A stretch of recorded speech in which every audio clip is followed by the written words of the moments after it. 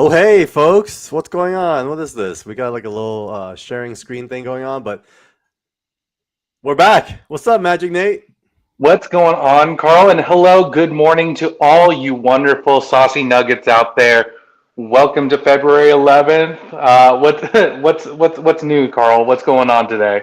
This is a big freaking day, man. Well, actually, for those of you who don't know who I am, my name is Carl Choi. I am the publisher of 24/7 Comics, and I'm here with my colleague, Magic Nate.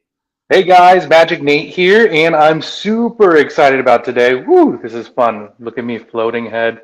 Uh, I am part of the 24/7 Comics team, and I'm a little bit of a comic noob, so I bring a little bit of a personality to all you wonderful people who may not be able to ask all the questions you want in the time that you want. So we're here, we're stoked. Carl, what is so special about today? Today's a very special day. We are launching our very third Kickstarter, Bladesmith. This is gonna be a very special book. I'm not gonna get too into it because throughout the day, within the next hour, you'll learn a lot from the creators themselves. So I'm excited about that.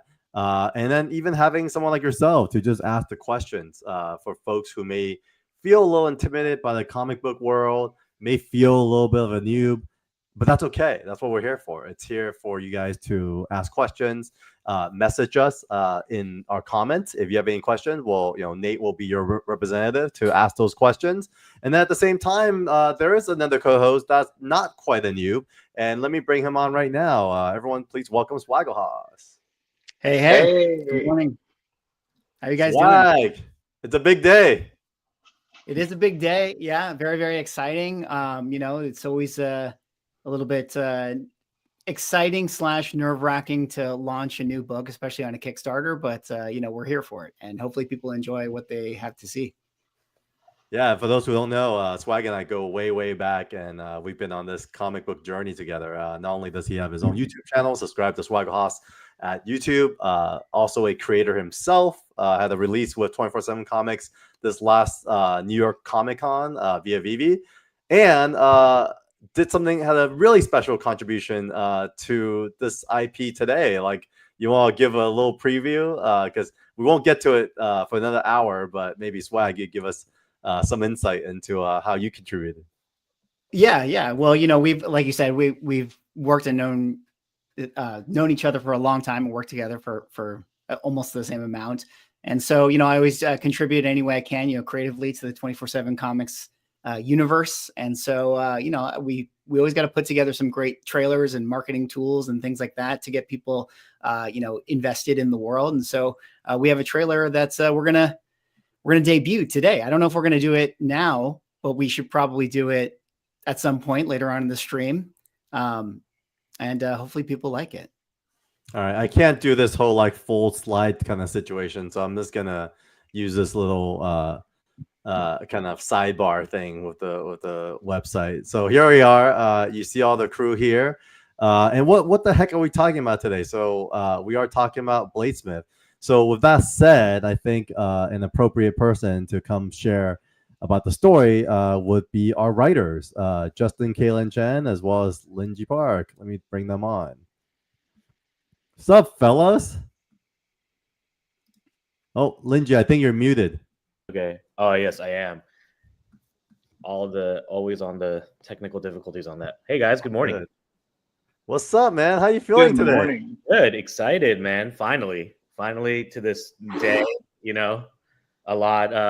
A lot of work got into this with a lot of amazing people. So really excited to see it kind of debut and get to the hands of the public. All right. So before we dive into the art, which we will do plenty of today, can we get you guys to share a little bit about the story of Bladesmith? Yeah, Justin, I think if you're like your biggest forte, go for it. Actually, please tell the audience a little bit about your background first, and then we'll dive into the story.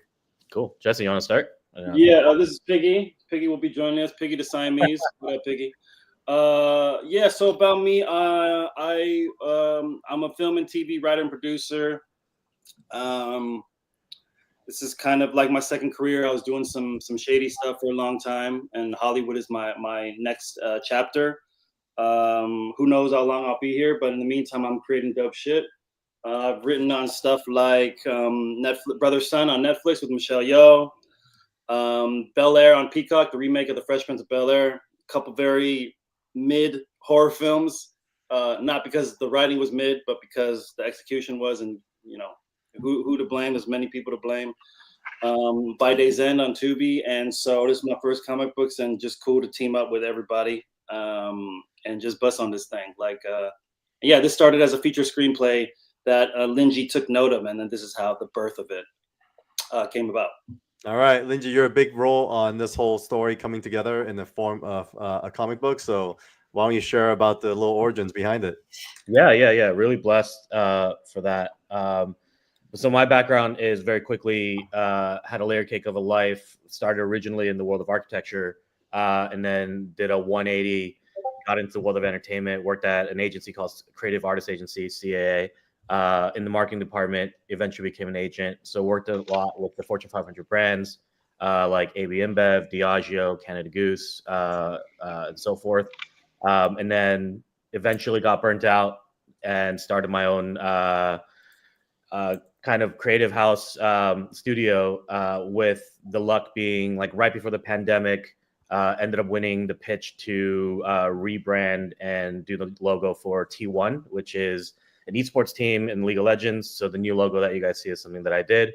And then just kind of rolled into old colleagues from that world hitting me up, asking me what I'm doing, and then eventually started helping out in the very niche world of creating pitch decks and helping out the creative on that for film and TV, people in film and TV, as well as companies and entities who are looking for a film fund or to create one, or startups. So like companies like Castle Rock or Toei Animation and such like that. So a lot of random, crazy projects juggling. But in that, how it all comes together with me was on one side, I met Justin through another client of mine, a producer client, and he and I got really close. Really loved his writing style because it's very, very stylistic and pulpy, and there's like an essence to it that reminds me of my childhood growing up and the type of films that I love. And then Carl and I knew each other even further back, almost a decade plus in different forms of just knowing a lot of mutuals. Never really worked together in that way. And then when the pandemic hit, which affected everybody, I remember Carl had a scare, and I reached out and I said, "Hey man, how's everything doing? Are you okay? How's the family?" In that we were catching up on life because it had been a minute, and he told me about this amazing endeavor that he's going on of pursuing his lifelong dream of kind of creating this kind of comic universe and world and being a publisher. And in that, I told him, "Hey man, there's this." It just so happened I read this script that had this kind of essence that, in my mind, reminded me of a graphic novel or comic book. Do you mind reading it? And of course, Carl himself comes from the background of cinema as well, and a big lover of that. Instantly got it, and he was like, "Dude, I totally see what you mean." But there's something interesting in what's great about this world is we can compress story. So essentially, the script you gave me, it's an amazing world, but that's going to be issue 1 if we do it. I want to actually try to commission you guys for 6 issues, which is a blessing to even hear. Let's build this out, and there we go. So that's how the story kind of begins, and from there, I would say like I kind of started the ripple, but then the wave was definitely like created by Carl putting in this amazing team and pulling on the right minds. So thank you, Carl, for that. Now, I gotta say, man, Linji, you had the right taste, right vision for it. And typically when people say, "Oh, this reads like a comic," I'm going, sure, but you're a trusted creative.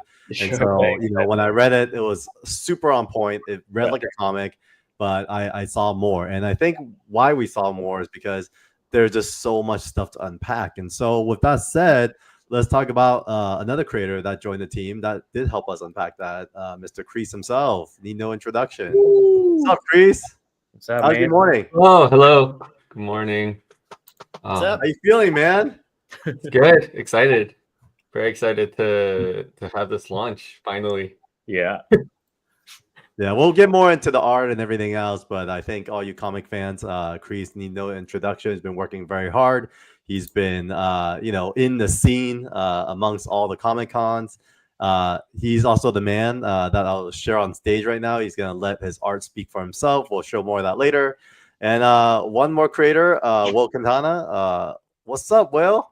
Hey, what's up, guys? No. Master. How you doing? Also need no introduction. He has been a veteran colorist in the space, and we're going to see some of his work later. He recorded some of the work that he's done, and we'll let all that speak for himself. But in the meantime, I think what I wanted to do was kind of go over a little preview of what the art looks like. The color really brought it to life, and Will definitely did his job in making sure that happens. So we'll kind of jump around on some of this stuff later. I should have brought these slides up earlier, but I actually like looking at your faces more. So we'll go over these slides a little bit more later, maybe in the end of the hour when we launch the Kickstarter itself. But thank you for your patience, Carl. And I'm not talking to myself. I am talking to my good friend, Carl Sodergren, who is also known as Carl's Collection on YouTube. What's up, Carl? Hey guys, good. How you doing this morning? Great. Happy launch day. Thank you. Thank you. And we like to do this every time we have a new Kickstarter campaign, and is really inviting some friends who had a chance to preview our books, come on, chat with the creators, and just give some feedback or honest thoughts. We really value the community, and so having different representatives from different segments of the comic community is really important to us. And so, we'll go over some of the guests today later. But Carl, you're kicking us off this morning. Would you mind sharing a little bit about your background? Sure. First of all, hey, I appreciate you giving me the chance to pop on here. But so my comics loving DNA is rooted in the '90s. But I grew up just aware of superheroes since day one. Superman movies, Batman, the TV show, Super Friends. So superheroes have always been there. But then I really got into reading comics in the '90s, and probably like many here, like the collection your interest kind of ebbs and flows over time.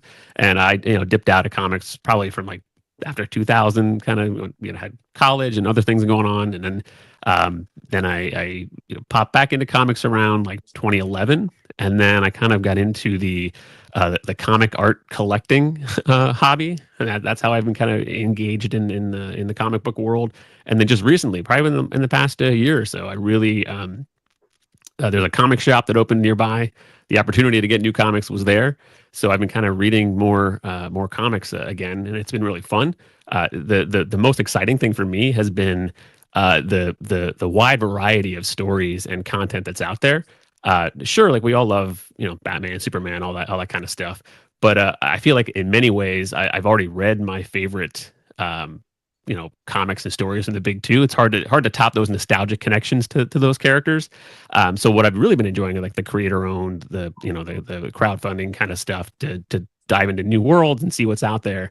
And so this is a great opportunity to pick up another one. Awesome. No, it's great. And I'm glad because you've been really fresh on modern comics. A lot of folks, don't dive in as deep. You've been on like a Transformers binge, and so I think that's one of the biggest recommendations I have for folks taking the comics. Definitely check out Transformers, and you've been diving deep into it. Now you had a chance to read BLADESMYTH, the Ash Can, so I would love for you to maybe share some first impressions, and then if you have any questions for the creator team, let's start a little discussion. Sure. Yeah. So first off, I got to say that there are things that kind of interest me as a mid-40s dad. A lot of comics that speak to me now are comics that deal with family, deal with that kind of dynamic. And I also am a huge fan of history, anything that involves, I'm a big fan of like the Old West and medieval times, like that kind of a bunch of different comics rooted in history always have an interest with me. So when Carl gave me a copy of this, I read it, I was like, oh my God, there's both history and family involved. And it just spoke to me instantly. And also, who doesn't love food? I mean, that's like a no-brainer. So I really enjoyed the first two issues. The big thing that kind of jumped out to me is when you were talking about cinematic. It's clearly cinematic, and you read the comic, and you for me, I could hear the sounds. I could feel like the quick cut camera movements. You think like cinematic, quick actions. You feel it, and you feel it, and you hear it, you see it, and when a comic can do that, that's what really kind of speaks to me. So kudos to the team involved, and I gotta shout out the coloring. They're like the food. And and there's flowers in issue 2 that jumped out at me. I was like, oh my god, those flowers! Like, there's some time spent coloring those flowers. So good job there. But yeah. Thanks so much, Carl. Appreciate yeah, it. no, yeah, thank you. So the question I had is, why food? Why glorify a cook? Where did the origins of that come from? I'll answer that. So when or Liz, you want to answer that because your face just like, oh no, my face on screen. It kind of just started like, so my stepfather got a noodle shop, and I was working in the kitchen, being in the back rooms, mopping the floors, because he don't care about what you do in Hollywood. He's like, go clean those floors for me. And like, when you, as a person with imagination, when you moved, and then he'd be like, okay, go scoop the beef out the soup and do that thing. And it just made me think of like the art of cooking is so like the art of killing, because all the rhythm and movements are coordinated with each other. So I just got to thinking like, that's kind of the basis of something really great. And there was this New York Times article called Sharper about this man obsessed with blades. And he would talk about how fastidious he was with the blades, and also how he brought that to the kitchen. So like from that spark, that really germinated everything about this world. And it just so happened like it was around the John Wick height.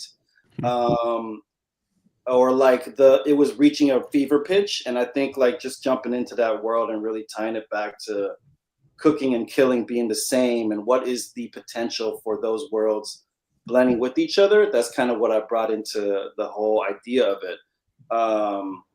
It's funny because before this comic version, this script was with Stallone. So if you can imagine Stallone in the kitchen, like, yo, Adrian, you know what I mean? Like, I don't know if that version works in the kitchen. But so I'm glad that it became this version, because I think it requires a lot of agility and detailedness, and just it's a beautiful thing, the art of cooking. So it ties into everything. Yeah, and then by the way, sorry to cut you off. No, go ahead. No, you're good. When I saw it and when I read it, and why I thought beyond like the situation, that's one of the big reasons why I loved it, because it reminded me again, like, if you grew up watching like John Woo movies or Jackie Chan movies during that era of this kind of martial arts height in the 90s or early 2000s, it was like who the character was. There's this almost Charlie Chaplin-esque way of like this. You didn't recognize why this type of person would be in the situation. And if you imagine the world of assassins, usually they're always kind of Metal Gear soliding everything, right? They're like sneaking around and stuff. And I was like, wow, actually a really renowned chef would always be in probably the highest and most prestigious rooms. So they don't need to be sneaking around. There's something more alluring about that. There's something more menacing about that. And to me, even though this is through the kind of the genre of like, a revenge and like, story, I thought that just as a main character was so fascinating. So that's kind of another aspect that I loved, like him just being a cook and a chef. Yeah, that's what you talk about, the choreography of cooking.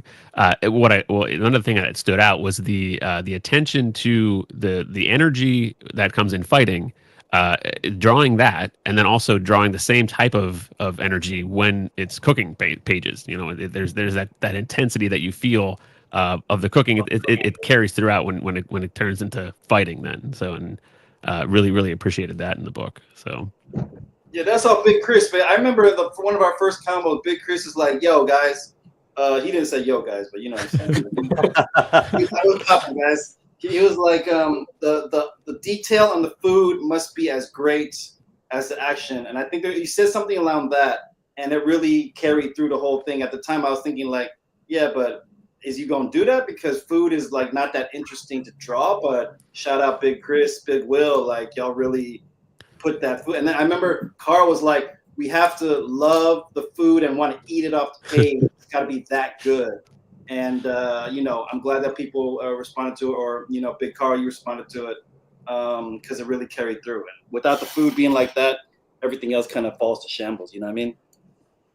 Yeah. I think along with the idea of Bladesmith being food-centered, along with this amazing action venture, Carl, while you're here on stage with us, I want you, and everybody at home watching, I want you to know that throughout today, we're also going to be asking some food-related questions. So to start us off, let's start the debate here. Crunchy or smooth peanut butter? What do you guys think? Everybody up on stage and everybody in the comments. Which team are we feeling? Crunchy or smooth? It's smooth all the way. I don't know how there is another answer. That's why this Carl is a different Carl, because I am crunchy all day. Carl. Extra crunchy. Oh my gosh, guys, what are you doing? It tears up the bread. That's not. I don't like it. That's why The bread is smooth. You need the crunch. Yeah, that's why you throw peanut butter with a spoon, not a knife. Oh, now that could be life changing. Yeah, you got to go smooth. I mean, there was a point in my life where I was trying to be a little more hipster and go with the crunchy stuff, but at the end of the day, we know what it is. It's smooth is better. Much agreed. Smooth. We got more smooth, man. 3 smooths to 1. We got crunchy from Jane. Yay, Jane. I don't know, Stingray on the smooth side, and Mary as Stingrays well. with me, Carl. Sorry, man. Love you guys, but man, can't be sharing peanut butter and jelly sandwiches. You know what? It's all part of it, though, because there are people who like smooth, and there are those who are right. I mean, that's what the debate comes down to. Man, and this Stingray just made probably the first most controversial comment today. You could take it out if you want it. Stingray, if I want to eat nuts, I'll eat nuts. All right. Well, yeah, but why not There you have go. that textural difference while you're eating it? All right. Thanks for that, Nate. I mean, we will be talking about food all day, so I'm glad you have preferences. So those tuning in, feel free to comment below and let us know, smooth or crunchy. Back to you, Carl. Any other thoughts just based on the team's response? So another thing I kind of took note of when I was reading it, I like the idea of the knife being like mastering 2 uses of a knife. There's the knife that when you're using it to cook, it sustains life, it's food, and then on the flip side, it's the knife of death. It's the weapon that is used. So I think that's a cool just a cool thing in the book. So. Agree. Was there any thought like what I guess like what thought was like how did it become the blade? Like what was the origin of say, okay, we're gonna make this society rooted in blades and knives? Yeah, that's like if you go, because I did a lot deep dive into the history of, like, I was trying to settle on a weapon in the beginning, and like not a weapon but a tool. And if you go back all the way into the prehistoric times, or like going all the way back, the blade, a form of the blade, is the thing that gives life and gives death. Basically what you just said. You just took the words. I wish I said what you just said. It gives life, it takes life. And I think that's where it started. And if you track the knife through history, I did this deep dive pre-chat GBT. It would have been so much easier. But like I did a deep dive page by page, and the blade just came up in very unique instances all throughout history as the consistent weapon of that again gave and took, and I think that's kind of where it just cemented, like it has to be the blade and not the fork or the spoon. Spoonsmith don't got the same ring to it. I mean, so Pretty fun though. I know. Unless he was like a chef for crunchy peanut butter on bread. that's the spoonsmith. That's going to be my spin-off book written by Paul Choi. Watch out. The cinematic universe of Spork and Spoon. That's true. The crossover Spork. Smith. Well, Smith itself had a bit of evolution, because when the screenplay first came, it was Bladesmith, Smith, and then I remember one of the brainstorm sessions, Kreese had like a weird like light bulb moment. Kreese, you want to share a little bit about that? Oh yeah. I'm always into like those like double meaning kind of like titles and stuff, like the logos, like company logos that has like two meanings or whatever. So then I thought it would be cool to make it like Bladesmith or like Bladesmyth, like a myth. So I thought that was cool, and then you guys liked it, so that was cool too. Yeah, I thought it was I don't know what more backstory there is, but I just thought it was cool. No, it was a big moment. We were all like, "Oh!" we were like, "That's awesome!" I was like nervous telling you guys. I'm like, "Oh, I don't know if you guys are gonna like this idea." But... Did you notice that, Carl, when you were reading it and when you saw the title? I would like to say yes. I'm just curious, But no. yeah, if people know Sorry, it or yeah. not. Because Yeah. I think sometimes like it kind of just blends in with with the word itself. But I think for us it's actually very meaningful because like it's forever branded in this way. So that's super fun as well. But that's like why the other thing is that what's cool is hearing the motivations and the ideas and decisions that are made along the way. Like that's why I love that part of and that kind of comes in being a comics fan when you're an adult. You kind of you meet artists as an art collector. That I've had conversations with artists. So the more you kind of learn about the choices made in drawing a page, that could kind of that adds to the allure of the page itself. So just hearing the decisions made in creating the comic, that it only can add to the my interest level in the book itself. Yeah, and I love that you said that, Carl, because like one of my favorite comics of all time is Wildcats, and if you remember Wildcats, that's the one right there. CAT stood for Covert Action Team. So like when Kreese said Bladesmyth, I was like, oh, this is homaging back to the shit that I used to read. You know what I mean? And I just really liked it, and I think that's just dope. Just as a collaborative medium, how everybody was a creator on this.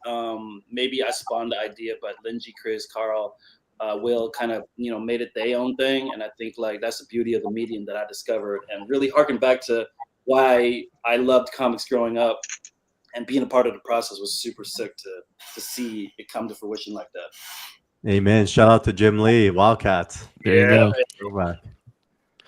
So Carl, I know we have a couple more minutes with you. Yep. Any other kind of closing thoughts or feedback? What was it like to hold the ash can in your hand? Pretty great. I actually, it's right here. Got this from at OAX. The one thing I like, I know it's not about the ash can itself, but it actually involves more in issue 2, where the issue 1's a great setup. You kind of learn what's going on. You ask questions, and then issue 2, the kind of world gets blown open a bit. So I think it's a really good idea. The first 2 issues give a great look at what the book is all about. But issue 1's a great starting point. So that's the thought I had when I was reading it, because you read the first issue, I was like, oh, okay, this is interesting, and then the second issue, you go, oh, okay, so it opens up even more. So nicely done. Sweet. Right. And Carl, did you have in the first few issues? Did you have a favorite character that you responded to, or you're like, I like that guy forever, whatever? I'm terrible at names, but was that Uncle Chris? Is that what his name was? Yeah, Uncle? Yeah, that guy. Yes. Especially then, you learn more about him in issue 2. So that's why I was like, okay, I like this guy. So he's, yeah. I feel that. It's awesome. Yeah, I knew Justin was looking forward to getting some Chris Lowe love as well. I know that's a special character in your heart. Yeah, nice. I was raised. I was homeless as a teenager, and I was raised by a black man. So he was always like, he's omnipresent in everything I do. So I always try to slip him in and everything. So it's very poignant on a number of levels to see him in a comic where I'm like, oh, that's motherfucking Charles, man. You know what I mean? See, that's what I'm talking about. It's learning stuff like that makes the interest in the book even stronger. So like I love knowing that. So thanks.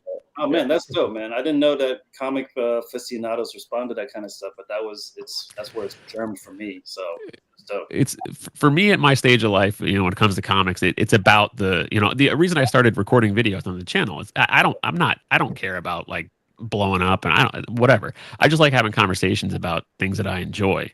And the more you kind of put yourself out there and talk about the things you enjoy, you find those like-minded individuals and have those great conversations. So, yeah, that's the motivation for recording and doing some reviews, talking about the art I buy. But yeah, definitely, it's all about community in my mind. So that's awesome, man. I love it because then like just the one other like thing that gets sprinkled on top of that, because that was always like in the through line when Justin wrote it, because he always wants to immortalize and give his love back to his community and his father. Even the character of Lauren when we were creating it. So every character, once you go deeper in, and hopefully we can explore this as it keeps going, is that every chef/assassin has a very specific blade, and they have a very specific kind of mastery of a cuisine. We made Lauren when we were creating his character, and his AKA is called the Alchemist, because he's supposed to represent kind of us, like all of us, right? Which is the layering of, man, we're in this world of quote unquote entertainment or storytelling or world building, and how do we do it? What do we do? And we had to kind of learn everything. And you know, the classic quote of like you know, being a being a master of none, you know, but being able to do everything, for us was like, what if he became a master at everything? And but how does he use it? How does he utilize it? And then what if we made him pompous? What if we made him into this layer of everything that he got? Then what is the one thing that he can't ever, what would he regret? And I remember for me and how it all kind of layered it to, and Justin allowed that to kind of blend in, was one of my biggest mentors when I was growing up at CA and such. He was a really well-known creative director at an advertising world at White & Kennedy. And he started like the White & Kennedy Shanghai, did all the crazy Nike stuff. And then when I was really young, I had the audacity of asking him, what's your biggest regret? And he, in an instant, without missing a beat, said, missing all the important days in my family's life. And I remember from that day, I was like, man, if I have to sacrifice that to achieve success, maybe there's a different way. And then, so then in this was already embedded in the original script that it was going to be like a rescue mission. But then, but I was like, this is even better. How do we make the character even more pompous and ridiculous, of loving who he is and how great he is and being a master of all this stuff? And yet the one thing that he wants to give all that up for was, damn, I missed all of that. So then, and suddenly when that thing goes away or gets taken away, why does it matter so much? And so hopefully that was like kind of like in the writing essence part of why we got excited about that as well. So hopefully down the road to each character, you'll start to see like the specialties. I'm a big like manga lover, more than graphic novels, like growing up. So like I love it when characters have their little quirk, whether it's like the silhouette of the character or their weapon. And the same thing in the genre of like wuxia or Chinese cinema. So that's all the stuff we kind of put in, right? And Will and Chris like brought those to life like with so much soul. So amazing. For sure. Speaking of family, I know, Carl, you have to go and pick up the kids. I do. So Got to get my thank you son from school. so much yeah. for spending your time this morning with No, us. hey, I appreciate the opportunity. This was a lot of fun. Best of luck to the campaign. Yeah, so looking forward to reading more. So thanks. All right, folks, follow Carl's you. collection on YouTube, and thank you, Carl. Thanks, Carl. Thanks for joining us. Carl is awesome. Like, definitely watch his videos because it's so inviting and so genuine, because he truly has a love for this hobby. And I don't know if you guys saw his Baltimore Comic Con hoodie, but that's where like him, Stingray, Jason, myself, we got to go to Hard Rock Cafe and just like chop it up. And there was just so much like true love for this format and this kind of a format of storytelling that I think it's why it's making a huge comeback. Like when I mentioned Transformers, I think they're on their 700,000 copy in like fifth or sixth print, right? Swagger House, I think they're pretty up there as far as like sales goes, and you haven't seen these kind of numbers since the 90s. So to me, it's just, you know, history repeats itself. I feel like we're in a time of renaissance, and it's great to even like for us, put out these ash cans, let people be able to see what it's all about, and feel it and touch it all over again. And that's kind of what comics are about. No, I agree, and I love what you said, Carl, because I agree in the Renaissance era, in this new kind of age, because in every vertical of storytelling, whether it's art installations to movies to in the game world, I think everyone's going back to like, what's the vision? What's the singular vision that, and like, so even all this, like even like the choice of the paper and who you're working with and all that stuff is like what brings part of the spirit, all that stuff. So thanks, Carl, for all like bring that community, and like bring it to that type of community. So I agree, like people that we would love for them to kind of get excited about this and get to know this first, Yeah, no, it's definitely a team effort, and it takes a village. Any other thoughts before we bring on our next guest for today? You know what? I did want to point out to everybody watching and our wonderful team on stage, hey, we are less than half an hour away from the launch. So if y'all want to just put some hands up in the comments, whatever emoji you think fits best, like that would be great. Let's get the visibility out there. We are almost to launch time, folks. I hope y'all are stoked. Carl, we have another friend joining us, don't we? We do have another friend, Mr. Speaking of physical to digital, Mr. Spencer Vogel. He is from Crypto and Comics, a longtime friend. Spencer, mind introducing yourself to the community? What's going on, everyone? Hey, Carl. Thanks for having me on.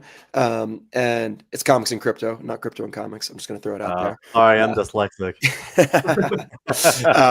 But yeah, I mean, my name is Spencer. We've been running the channel for probably coming up on three, almost 4 years now. But yeah, we cover the physical and digital side of collecting. So we're really excited about comics and VHS, and I mean, really just all formats of collecting. But we've been kind of got our start, focusing really on kind of like the intersection of digital and physical in the comic book world with like VV Comics and a lot of stuff that was released on that platform.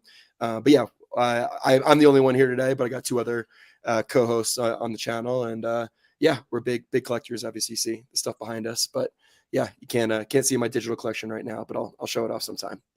Lots of 24/7 comics in my digital collection. Thank you, Spencer, and always been a great supporter. I mean, it's cool because obviously there are these like two worlds that are like so far apart, but it's really cool to always kind of find that like little intersection, right? And I feel like you and I have always seen eye to eye. So often I'll jump on your Twitter spaces, and then we'll have you come comment on what's happening here. Before we go on to some of your questions and thoughts on BLADESMYTH, I wanted to just shout out a few friends. We got Dinesh, Bad Idea, publisher, great friend. Make a lot of trips together. Arillis, as always, throwing up the blade. And then Ravdaz, welcome to the stream. We got, hey, Mina. Is that the Mina? I think so. Congratulations, Mina. I'll let Kreese if he wants to share the latest news. But Ravdaz, thanks again. But yeah, we have a whole party going on here, 124 viewers. So thank you very much. With that said, Spencer, man, floor is yours. What is any questions or thoughts or reactions to your preview of BLADESMYTH so far? Yeah, I mean, I really appreciated it. Just first off, the art I thought was really cool, especially like the way that like motion was presented and the way that motion was kind of I guess captured in the art. I thought was really, really cool, especially like with the cooking. I mean, the fighting scenes too, but especially with the cooking. And I heard you guys talking about this before, but yeah, just I got really hungry reading it. The food looked really good. I was sitting here, I hadn't eaten yet, and I was just like, this looks like there's some really good food. So the food aspect of it, definitely like I really like the kind of like the combination of both like cooking and fighting. I feel like that's a very, very unique take. And I got like the character building, kind of like the family aspect of it. Definitely kind of hooked me in early and made me want to continue with the story, and some really good cliffhangers at the end. So I'm excited to see where the story goes and keep going with it. And I guess maybe one of my questions is just because you guys have always done such an incredible job with doing all these really amazing variant covers. Curious if you can give us any, kind of insight into what we can expect for some of these different art pieces. You know, it's funny. For this one, we actually aren't doing variant covers in the context of other artists. We decided to keep it very streamlined, and we actually have different materials when it comes to variant. So we're going into here. Let me just share the slide itself. Let me see. Where's the presentation? There we go. That's you. I was supposed to show that slide, but I totally forgot. I'm being a little rusty. But speaking of variants, we are doing a cool set of metal cards. A lot of you guys saw these for Zero Ghosts, and so we're going to do something very similar. We are also doing our first ever Zero Ghost card hollow foil cover. So there we go. Spencer got the Zero Ghost card, so he knows what that is. Oh yeah, nice. Yeah, but the hollow foil cover, I don't know, Mary, if we could pull it up. There's a really cool video on it as well. I don't know how to work this thing right now, but if we have a video that we could show, that'd be awesome. But otherwise, yeah, I would say that's kind of like our variant when it comes to what's happening with this campaign. Cool. Can I throw out a question for Kreese in relation to that? Because for me, I'm always the type of person, like when I go to a restaurant, I never like to ask for changes because I always feel like how the chef presents the meal is how it's supposed to be, eaten. And I've always kind of made mention, like I enjoy the occasional variants here and there, but I really prefer always buying cover A's because to me, usually like the interior artist, like Kreese in this instance, also does the cover. And that's like how the story was intended to be presented. And I'm curious, Kreese, because you do a lot of like variant covers and then you also did the cover for this. What's kind of the difference to you when you do like a variant for a book that's like not yours versus this, which is like, this is you presenting the story that you also did in the inside? I haven't really thought of it in like a consumer way. I always just enjoy drawing the covers. And so it's just my goal to make whatever's in the story look more interesting and, to sell the book. But I don't know. Never really thought of it as like, I mean, I know I was like, when I first got into comics, I think Jim Lee did a cover and I was like, oh my God, I need this book because Jim Lee drew the inside of it. So it was a little misleading, like going into that like variant cover world. But like me drawing them, I don't know. I just enjoy drawing covers because it's like an opportunity to just draw something cool. And then, it's just always fun to draw something cool. So I don't know if that answers your question, but yeah. Did you know what the cover should be within each issue? Was it like a very clear idea? I think for me, I draw the issues first, and then, at least for Bladesmith, we drew the issues first and then the covers. So like for issue 3, that cover came really late, but I'm kind of glad it did because I was able to like think I'm like getting better as time goes on. So like I think if I did it sooner, it might have not turned out as well. And I kind of like I don't know if you guys saw the cover for issue 3, but it's very different than just like any cover. And then I kind of like that. And so that was just fun to draw. Yeah. Let's see. I don't have the slides with issue Pull cover. out the original. Yeah, I noticed that. Oh, with pull out the original. that- We have it. That'd be awesome. Yeah. So I know, Yeah, with that- Spencer, I even know the reason you asked that question is because with Vivi, every drop has like 5 variations. So it's almost like mandatory to do like variant covers. Right. So in that context, I have no idea who's working on those yet because typically we go from Kickstarter, then we go to Vivi, then we go into the retail. And so you're way ahead of the game. So you know what? If you have suggestions on like who you want to see, who you think we should talk to, that would like do a mean Bladesmith cover, all open. Let me put some thought into it. Yeah. Okay. Awesome. Kreese, yeah, show off the issue 3 cover. You might have to change the camera, Carl. Okay, here, let me see. And also, I think Will, you were trying to say something, right? Will, because I think Will, out of everyone, probably have seen the most progression as well as he's coloring. Yeah, that I noticed that with the third cover that Crease had incorporated a lot of washes. So, Mm. you know, that's Nice. that, you know, lends to the growth that, you know, he had mentioned, you know, Yeah. because with the first issue, not quite as much washes and stuff like that, but he really detailed the hell out of this cover. Yeah, I with went those in on the washes, because food. that's all him, you know, as far as the food and all that, you know, light and shade and stuff like that. So it turned out phenomenally. Thanks. And your That's colors awesome. were amazing on this one. So Oh, thanks, man. But yeah, I mean, that I just saw like I was like, oh yeah, man, these are some like dope washes that, you know, Crease has incorporated into, and it was like the first time I noticed that, because you know I'm not really, you know, I only ever really focus on like the page in front of me. I don't really have a lot of time to like examine a lot of the stuff that's outside of what's on the screen. So yeah, it was really dope to be able to see that new, you know, that growth, that those washes and stuff like that. I'm a big fan of stuff like that. thanks. Yeah, and speaking of variant covers, I know. Let's see, share screen. Where's my screen? I don't know. So many screens right now. Present, slide, screen. Is the share, cover up for page. grabs on the Kickstarter? Oh, here, yeah. This is up for grabs on Kickstarter. This is the holofoil cover Oh, that we were talking about. Nice. So yeah, when it comes to variant, this is it. That looks clean, man. Yeah, I'm a it's gonna be sucker for super fun. foils. Yeah, me too. I think it's a problem. So, Spencer, back to you. Any thoughts, reaction to that little discussion with variant covers? Yeah, I mean, I definitely I get where Mickey was coming from on that question. I mean, because like I'm a big music guy, you know, outside of all this other stuff, and like I definitely see like albums. Like I love listening to an album like straight through every single song, like the way that the you know the artist intended it. Because it's like I don't know, I feel like that's like kind of part of the whole process. Same thing. It's like a menu. It's like a you know a dish. Like they meant it to be made that way. So to make substitutions or take songs out, definitely kind of like takes away from that experience. So. I think that was kind of my takeaway from that. Yeah.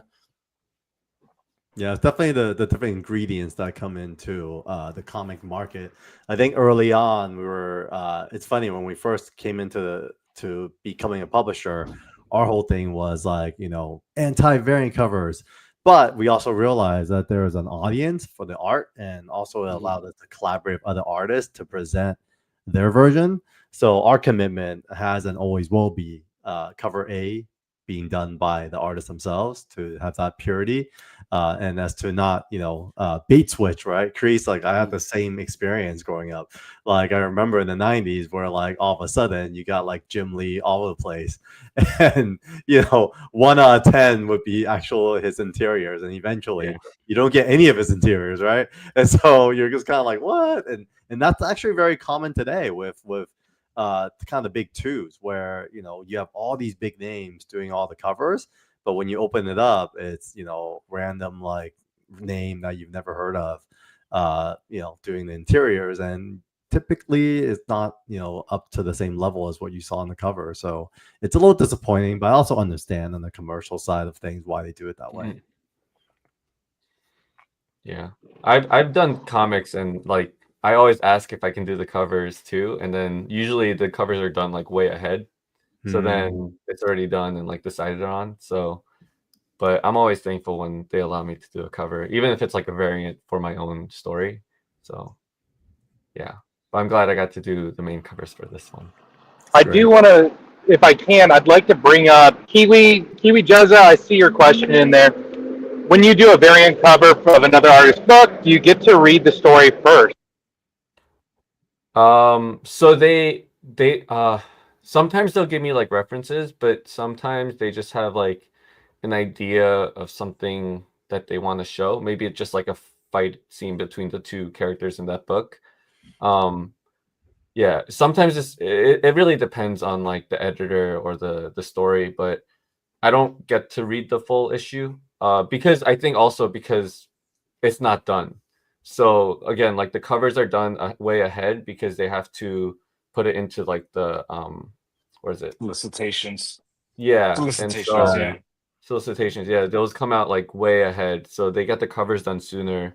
and then they just have maybe like the script or like where the story's gonna go, and so there's not that much information sometimes, most of the time, and so it's mostly just drawing something cool, and then they'll give me like references for the main characters or something like that. But yeah. Yeah, great question, QE. In fact, if you guys haven't checked out on our channel yet, Kreese and Sean Chen, who's another creator at 24/7 Comics, did an episode of Old School, New School, and they got to compare kind of Sean's experience in the industry through the 90s and then Kreese's experience in the industry now. So yeah, I think with that said, I'm gonna go use the restroom real quick and pass it off to one of you guys to co-host, and I'll be right back. All right. While he's doing that, so like I said, we're going to be doing some food debates throughout today. I have to know, when it comes to wings, are we drumettes or are we flats? Or are you one of those weird people that just prefers boneless wings? Come on, let's go. Let's get this going. Let us know in the comments below as well. I like both. I like a good variety. I like to mix it up. I go for angel wings. That's Angel wings? What are angel wings? Yeah, that's a terrible joke. It's a terrible joke. Yeah, flats all the way. They're so much easier to eat, and yeah, you can get a nicer, cleaner bone off of it. So Interesting. Spencer, though, you have to commit. You have to commit to one. I really don't. I like both. I really like both. I like to mix it up. Variety is the spice of life, and I stand by it. Okay, I can respect that. But looking at the comments as well, majority are saying flat. Jane decided to be the one that started it all with boneless. Oh, Jane. Stingray, I respect that. But yeah, let's do this. Dino nuggies, okay. But do those constitute being a chicken wing, or are those just nuggets? Aren't like nuggets just molds of like liquid chicken and stuff like that, essentially, especially like those shaped nuggets? I can't imagine they're taking tenderloins of breasts and cutting them into brontosaurus shapes. There's something not appealing about that, about taking like liquid meat and shaping it into a mold and then consuming it. All right, guys, I'm back. Thanks for that time away.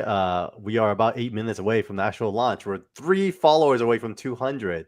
So if you haven't done so yet, folks, definitely go to this BLADESMYTH page. Give it a quick follow. We're about to launch, guys. It's going to be a quick countdown. And, speaking of countdown, beyond, our presence here, we are also a big fan of Eevee. So, we're going to follow this up with a really strong digital release. Swagger Haas had his release last November at New York Comic Con. I guess, Spencer, like, any other thoughts on BLADESMYTH and how you feel the Eevee audience will receive it? And then maybe if you want to give some insight to the creator team here, what to expect. Yeah, I mean, I'm excited for it, and I think the VV community is definitely going to be excited about it as well. I think they're very hungry for new stories and indie comics and indie artists coming in. So I think people are going to be really excited about it, and I think just based on my own read, I don't know why anybody wouldn't be. And then what was the second question? Yeah, what should the guys expect? And if you have any questions for them, I guess to close us out. And we are at 200 followers now. Thank you, everybody. Yeah, I will say I wish I could say and ask a question, but I have a Twitter space that I am hosting in 5 minutes, so I do have to jump. And really glad I was able to join and hang out with you guys for a little bit. Pleasure to meet all you guys who I haven't met before. But yeah, I do unfortunately have to jump. So cool, Spencer. Thanks for making your time here. And of course, guys. Always appreciate thanks so you much. and Really excited about the release, and yeah, can't wait to see more. Awesome. Thanks, Spencer. Appreciate it. Thanks so much, guys. See ya. Take care. Bye. All right, folks. So I mean, we're almost here, guys. It's crazy. We're about 5 minutes out. Any thoughts, feelings, excitement? Carl, I do need you to answer the wing question. Are you a drumette or a flats person? What was the question? I totally missed it. When it comes to chicken wings, are you drumettes or flats? Or are you one of those boneless people? Drumettes for sure. Drumettes for sure. Really? Um, I think that's my answer. I don't know if that's satisfied or not, but we have our next guest, Randy Chavez. He'll be up with us later. But we are also going to be doing this countdown, and so while we're here, why don't we give a little bit of exclusive preview as to what folks might see. Here are some of the original art, some of the highlights from the book itself. The food, I think, was mentioned as highlights from Carl's collection. Obviously, the action and the blade and the fighting that is involved is also key. Here is, folks, you guys have met the creators, Mr. Creasley himself. Very dapper here, very happy. And, he's had his run with Marvel now. And it's kind of crazy, Crease. I mean, the last 4 years, we've seen you hit a number of books on Marvel. Yeah. Any highlights? Are any of these covers your highlights by chance? The Moon Knight one was very fun. Yeah. That one, because it was like the homage was kind of done like not on purpose, maybe just like unintentionally. And so that was fun. And then the Tiger Division, that just, that has a specific place in my heart just because it's like the Korean superheroes and stuff. And then I got to do, that was like my first full-on like mini series that I did all the issues and covers for. And are you considered co-creator of Tiger Division? No, I don't think so. Okay. I don't know. They brought you and just how you do Hopefully. it. But I hope you are, yeah, because you're the guy who designed the characters. And Justin, how about you, man? Like, here are some of your highlights in the last few years, from the Sword of Destiny to Brother Sun to Bel Air. Any highlights there? And what do you think about when you see these posters? Yeah, I think it's still it's interesting because I came into this industry, Hollywood, just thinking I was going to pass through. I didn't think I was going to stay for a long time. So to see legit things that people respond to or want to talk to you about, like Brother Sun, still, even though we was one season and done, you still get the people here and there and just be like, bro, I fucking love it. Like I'm doing this, working on this series, and one of the guys I wrote, that was the one for me. So I think like there's a lot of poignancy that I didn't expect coming into this industry. Again, Bel Air, because it's such a historic IP, and Will Smith's the EP and everything. So yeah, there's a poignancy that I didn't expect coming into this industry. That whenever it's time for me to depart the creative industry, I will take with me, because I really love just the world, how people respond to art. I think I didn't understand it fully until now. Even now, like on this, I'm like, this is, yeah, people make art their lives in a huge, poignant way. So poignant is the word, man. Just poignant. Yep, and that's and it's great to just kind of see you being introduced to comics as a new format of storytelling. Hopefully that inspires you to kind of think outside of the traditional film and TV as well. And with that said, someone responsible for that was Linji. So Linji, you had a lot of experience with some highlights being Coca-Cola and Activision Blizzard.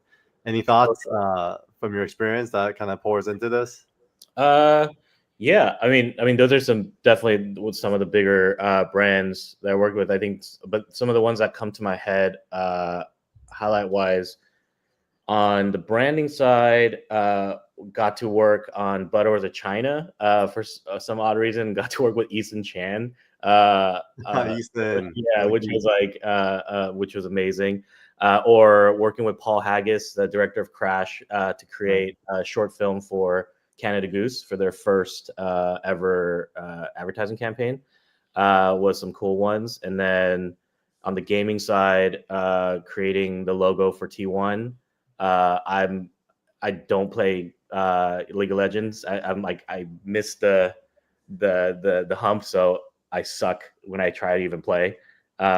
Or even the recent Tiger Woods golf league, TGL. It's a logo that I did as well, and I Nice. don't play golf. So it was what's fascinating is like to bring new perspective and being in that world, and being able to be respected of and to be in the creative octagon is always the most fun.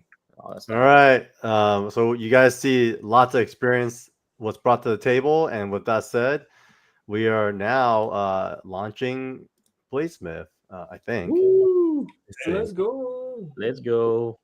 That's not the right Kickstarter. Let's see. BLADESMYTH. Is it just because my thing is not, it's because I'm signed in? Or do you guys see it yet? Let's see. BLADESMYTH, pre-launch.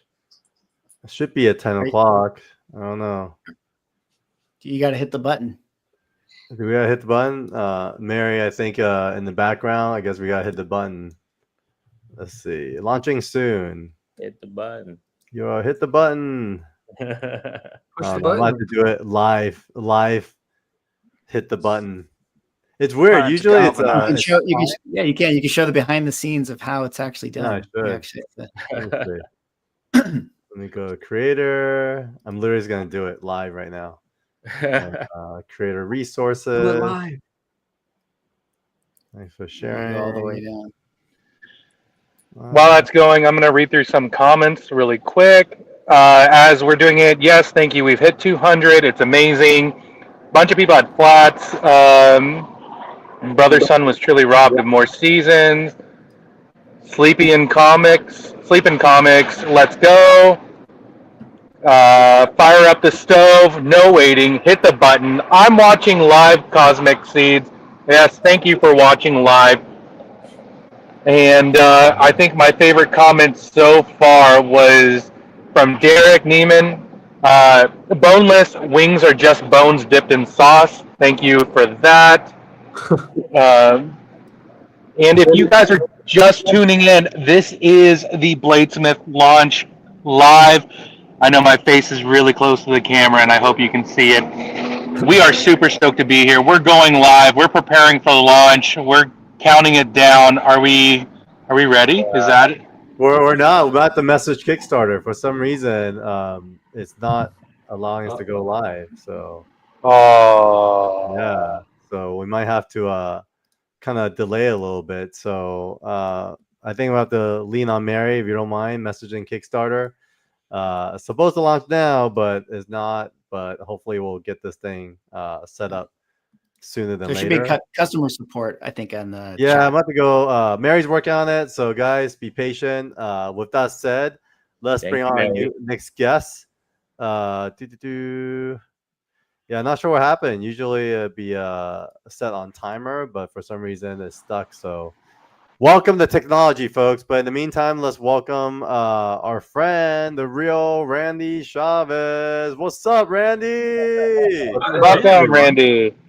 How's it going, guys? What y'all up to? Oh, Randy's another good friend from the VV community. You know, we double down on digital, but at the same time, we want to have responsible partners, and VV has been that for us. There's a lot of choices when it comes to digital. Obviously, we could definitely always just go traditional physical, but we do feel like there's a different audience, and we found that in VV. So, Randy, would love for you to share more about who you are, what VV is, maybe just to audience who aren't as familiar, and then we'll dive into your thoughts and feedback for the BLADESMYTH crew. Of course, of course. So, my name is Randy Chavez. From New York, I was in high-risk lending, so I was able to determine which companies would pay me back if I were to give them money, and which ones wouldn't. Did very well in that. Got into Pokemon cards, got into stocks, and then eventually crypto. That led me to Earth 2 and now VV. And the reason why I thoroughly enjoy VV is because when I was collecting Pokemon cards, these super high-end ones, you don't really want them in your home. Like if you have like a floor safe, that's cool. But as we've seen with like these LA fires, even if you have a fireproof safe, the safe is fine, but everything in there, it just becomes an oven, and everything in there is destroyed. So you want to keep them like at a bank. You want to keep them at all these different places that are like temperature controlled, and you don't really get to enjoy the cards that the ones that you own, you paid an arm and a leg for. And for VV, they're on your phone. They're all digital, and you could punch your phone out a window, and all of your collectibles and comics are fine. I have some of the Evermind stuff, which is great, and that's what I like about VV. And ever since Diamond Publishers kind of went out, and it seems like another blow to the physical comic book industry. The fact that you guys partnered with VV, I think, was really smart, because they have VV Comics, which has Marvel, Disney stuff, Dynamite, obviously you guys, and that's just something that it makes a lot of sense for you guys to partner with that, because now you don't have to worry about shipping into random countries. Like this is all over the world. Anyone can do it. Anyone can go and buy these things. So I think you guys are really smart with that. And that's kind of who I am. Yeah, no, I think your Diamond Distribution Chapter 11 was a really big observation when it comes to comics itself. For those of you who don't know, recently they had filed for basically Chapter 11, and it was really big news where basically Diamond Distribution for the last 30 years has been the kind of monopoly on comic book distribution. And a few months back, filed Chapter 11. Basically, they're out of money, and a lot of it has to do with not that it's a huge signal for what comics are, but actually what happened to them. I think is due to their own kind of inability to evolve. Meaning, Marvel, DC sold plenty of comics last year, and so did Image. But what happened was they actually left Diamond, and because they left Diamond, it caused Diamond to, really not be able to cover their overhead, having some of the biggest distributors leave. Now, one brand that didn't leave, but actually evolve, I would say, is Marvel. Marvel became probably the first ground floor into the VV ecosystem. So, Randy, want to share more about kind of the impact that VV has had on the Marvel digital collectible side of things? Yeah, so as the digital collectibles and comics, they are a little bit different. That's one thing I really like about blockchain, is that whether it's Pokemon cards or physical collectibles, physical toys, you're never really 100% sure how many was printed. They had this big controversy with Pokemon recently, these prototype cards, and some of them were fake because it's not on blockchain. You can't, unless you know that card really well, you can't really determine if it's fake or not. A lot of Pokemon cards, like, unless you're in that hobby, like if you want to get a gift for your spouse or kids or whatever, and because they like it and you don't, you're not really going to know if something's fake or not. If you're in that hobby, you'll know. But that's kind of what blockchain solves, and what VV did with Marvel. They say, okay, all these first appearances of the Marvel characters on the blockchain, that's really cool. And then for their higher end comics, like their grails, Marvel Comics #1, Amazing Fantasy 15, all these ones that, yeah, even if you could buy like the reprinted versions, and those can be pretty cheap, but to have those grails, like, you're not going to want to like read them and damage them. I mean, you want to read them, but you don't want to damage them anymore. But with these, again, they don't get damaged, so that's really fun. And then again, you have VV and Marvel that have kind of done a fusion so where they can build the first pillar of what's next in the world, which is these digital comics. And we've seen it for a while. I remember even years ago, you had these kids in comic book stores that would buy the physical comic. They would have it, but then they would buy it just so they could scan the QR codes, so they could read it on their phones, and that never really made sense to me. Because like I understand if you don't have access to the physical comic, but here you do, and I saw the way that kids were kind of reading these now, because then you could read them on the go. You don't have to worry, like, bring a backpack with you or anything.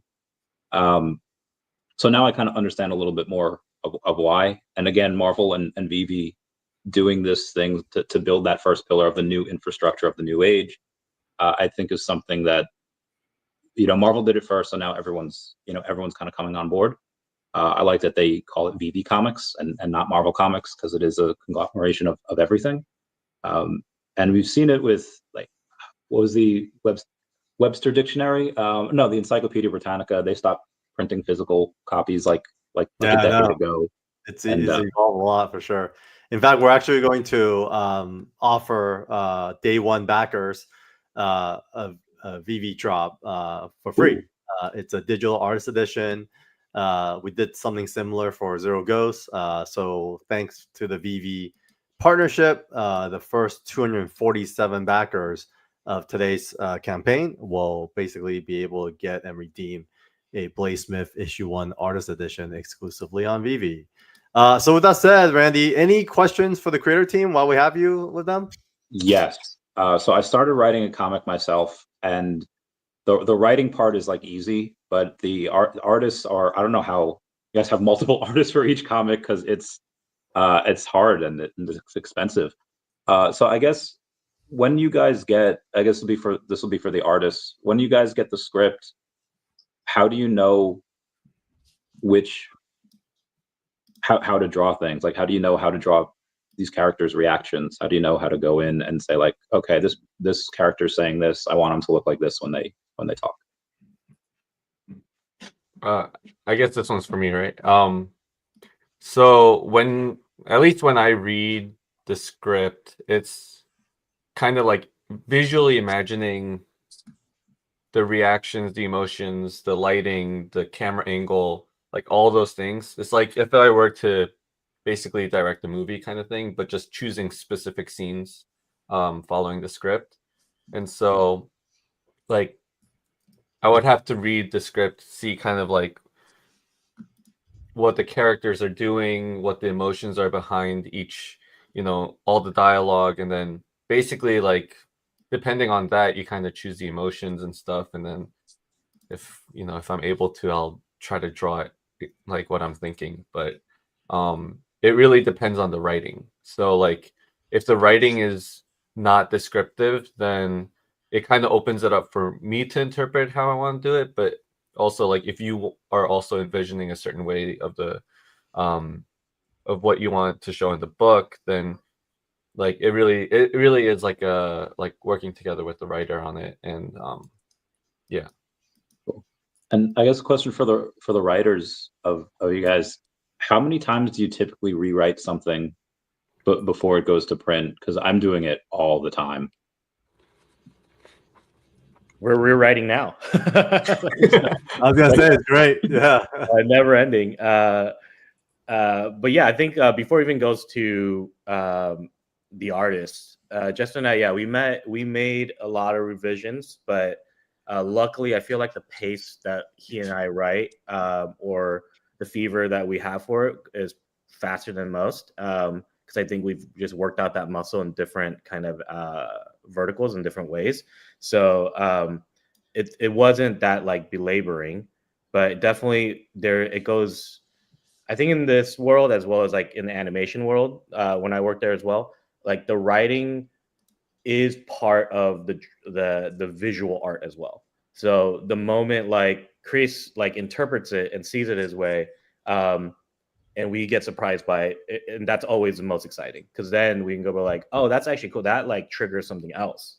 So it's really about time and like how much we can juggle to get it there. But honestly, we're still like I think, to be truthfully told, like we're rewriting some stuff right now as well. So it's a constant thing. But I think the pencil's down.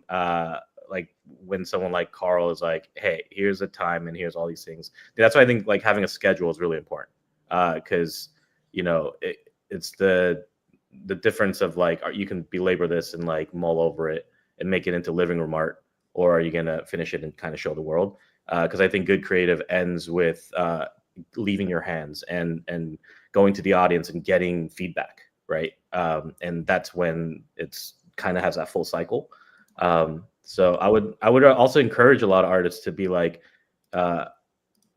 sometimes I think style comes from what you omit or what you decide to collide with. So, and the most interesting fights are when it comes to style.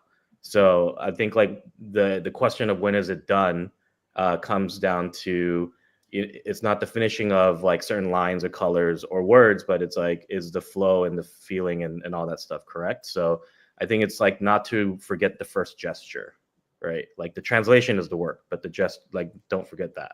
So we try to always go back to that as much as possible. That makes sense. And even when the script is done, once it goes to like the artist, there are times where like visually it doesn't work, so like Right. you might have to go back, and then that's when the artists and like the writers talk and like figure out a new solution to yeah.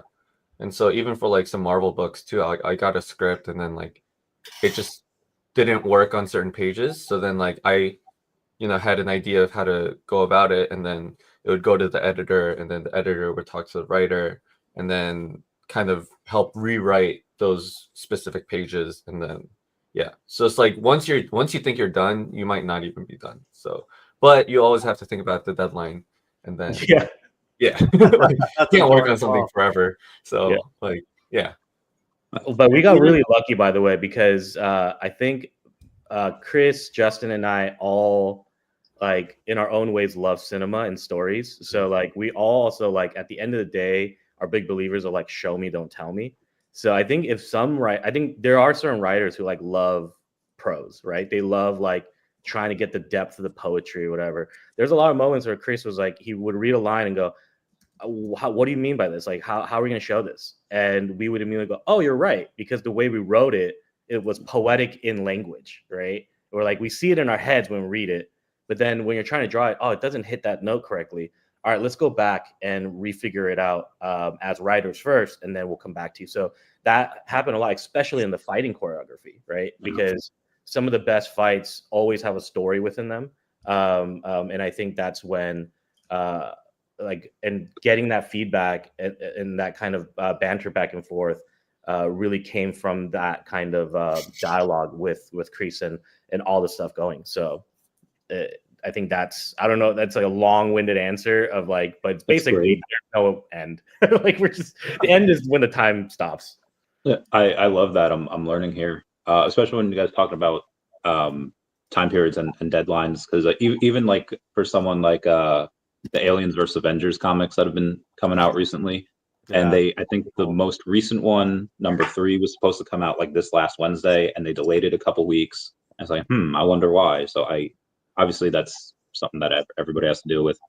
But on let's say like, for example, like that for crossovers, do you guys have any specific rules that you say like, well, we can do a crossover with this character or this story, but is there characters or companies that you won't do crossovers with? Is that more for writing or I guess the writers have to do that eventually, but I guess whoever's in charge of the comic, like if we want to do a crossover one day with the Cat comic and anything that you guys are doing with either Bladesmith or anything with Evermind, whatever. Carl? Yeah, I mean, I don't know what Justin or Chris thinks, but I'm open for all, because I think again, like it's really about the tone. For me, it's like I think the director's one job is to be a purveyor of tone.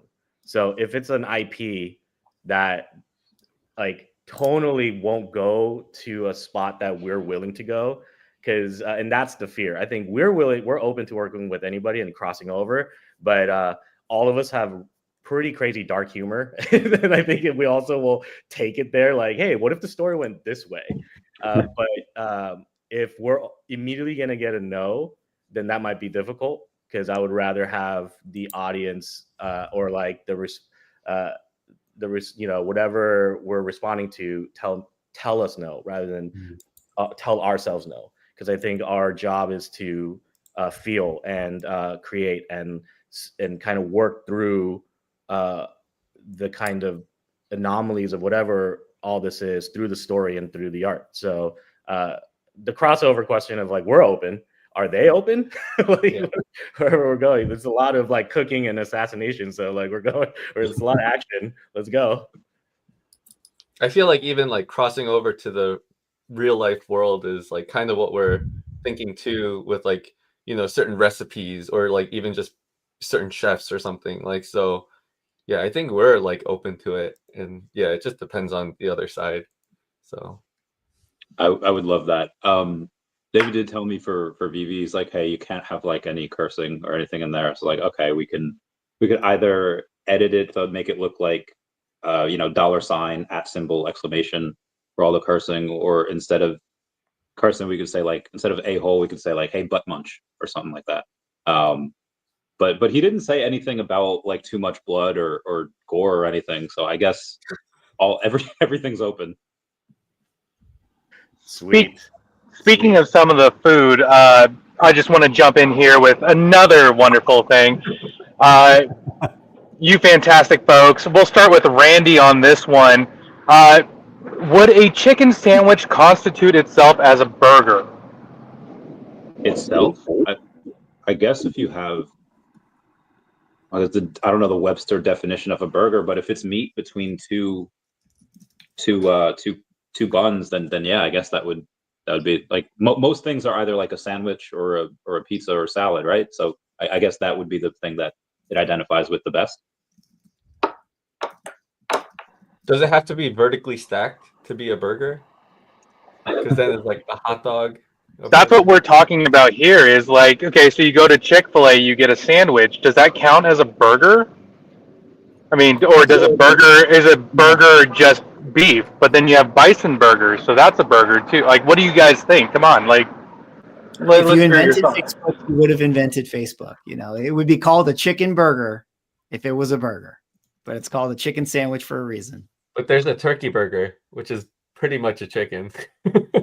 Yeah, it could be in that in math, you know how a square is a rectangle, but a rectangle is not a square. Maybe any type of burger can be considered a sandwich, or I'm sorry, every sandwich can be considered a burger. Or I feel like it's one of those, vice versa. Mm-hmm. I don't know which one, but I feel like you guys know what I'm getting at. Yeah, The chicken is a sandwich only. That's it. You know, you think of a burger. What's the origin of a burger? It was created in Hamburg, where they put in chickens in those sandwiches back then. You know, so I mean, I don't know. It's pretty black and white to me. A chicken What is if a you get sandwich. ground Stingray chicken? right there. Unless if it's one of those liquid meat chickens that's shaped into a burger patty, as I was mentioning earlier. So no, like real chicken breast, it's a sandwich, for real, you know. And a burger is a burger. I respect that. Stingray did bring up a good point. Nuts don't produce milk, and yet we have a variety of nut milks in the world because no one wants to drink nut water. Are coconuts nuts? Wow. I mean, coconuts have nuts in the name. I had to look up the definition of burger, and now it makes sense to me because it's a round patty that is ground. So that's why you can have a turkey burger. If you were gonna ground chicken and put it in a patty form, then yes, it would be a chicken burger. Yeah, like I said, take one of those like liquefied concoctions and make it into the shape of a patty, then you could call it a burger. But if you take an actual chicken breast, it's a sandwich. So a hot dog. Oh no, wait, that's not round. Never mind. It's also German. It's German, like a hamburger. Aren't hot dogs ground? And then they make yeah, but the bun isn't round. Oh, true. Yeah. Good question, Nate. Thanks for that. It's always good to get these little tidbits. I didn't think about this kind of stuff, but it's good to get our brains in the food. I'm like getting hungry. Great chicken burger debate. Yeah, and so real quick, guys, as a quick update, we are having some technical difficulties on Kickstarter, so we're trying to get a hold of them and talk to them. But one thing Kickstarter did a really good job of doing is not having a direct phone number, and so Mary is working very hard on that. So in the meantime, we'll continue to stream. We are still planning to launch today, and so stay with us, folks. Follow the campaign. If you gotta go, just gotta click on the link itself, which we'll provide now on the bottom, and then we will let you know as soon as we launch, and so will Kickstarter. But definitely follow. We're up to 206 followers now, so that's awesome. And with that said, Randy, back to you. We have about 5 more minutes. We'd love to hear any thoughts, any questions you have for the crew. So I never thought about doing a Kickstarter. Mine was when I was raising funds for the Decat comic. We got people saying like, "Hey, can I be in it?" And we had one person who was like, "Yeah, you can be in it. That's fine," because they had a big community. They'll have bought the comic. And then as soon as I said that, other people were like, "Hey, can we be in it as well?" I was like, "Well, it's going to be a longer comic. We have to add all these people. We have to make new characters." And you know, again, more work means like the artist has to get paid more. And I was like, oh, so what we're doing is we're accepting funds from communities that want to be in it. Have you guys thought of doing something like that? Be like, hey, we have all these ideas, we have all this IP, but if somebody wants to be in our comic, maybe charge them like $1,000 or a couple thousand to be in it. In case the Kickstarter, like the Kickstarter will obviously raise whatever you guys, whatever the goal is, because you guys are awesome. But is that something that you thought of doing, or is that something that's kind of new and hasn't been done before? Well, I know like certain Kickstarters or just certain comics, like they'll have a reward where you can appear, but it's like a very minor character or just like a background character, like you'll be in it kind of thing. Right.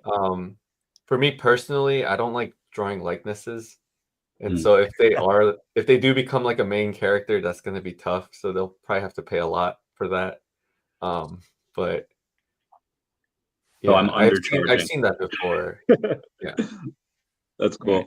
And this is I know you've done successful Kickstarters in the past. I guess for anyone that wants to do it, what's the best advice that you could give for someone to launch a successful Kickstarter? Swagger Hoss, you want to answer that one? Anyone, yeah. Oh, yeah, well, go for it. I was gonna say, just have most of the material done by the time you're ready to launch. You know, there's nothing worse than, you know, launching a Kickstarter and then still keeping the fans waiting and waiting and waiting on the material. You know, like that's the one thing 24/7. I feel like Carl's just really done really well. It's like once the Kickstarter launches, he delivers the goods. And you know, and it's great. It's great quality stuff. It's delivered really well. And you know, so have most of the material ready by the time you're ready to launch. And you know, that is key, I feel. Yeah. Okay. I'm a big fan of that as well. I don't like waiting too long for delivery, and so I've been very active in backing projects I believe in, but I've also been in situation where I waited like years before I got an update, and then maybe even years where I never got my product. And so those are the two kind of bullet points that will never happen with us. And so what we did was commit the resources to actually get the creator team to work and get to the fourth book. And once, it's almost like clockwork. Like Kreese, you saw, as soon as the fourth book was almost done, all right, we're going to Kickstarter. We're gonna launch. And so that way, it becomes a reality for the creator team that this is real, it's happening. And then two, it gives good motivation for Kreese and the team to finish the rest of the issues for part 2. And so that's really important for us.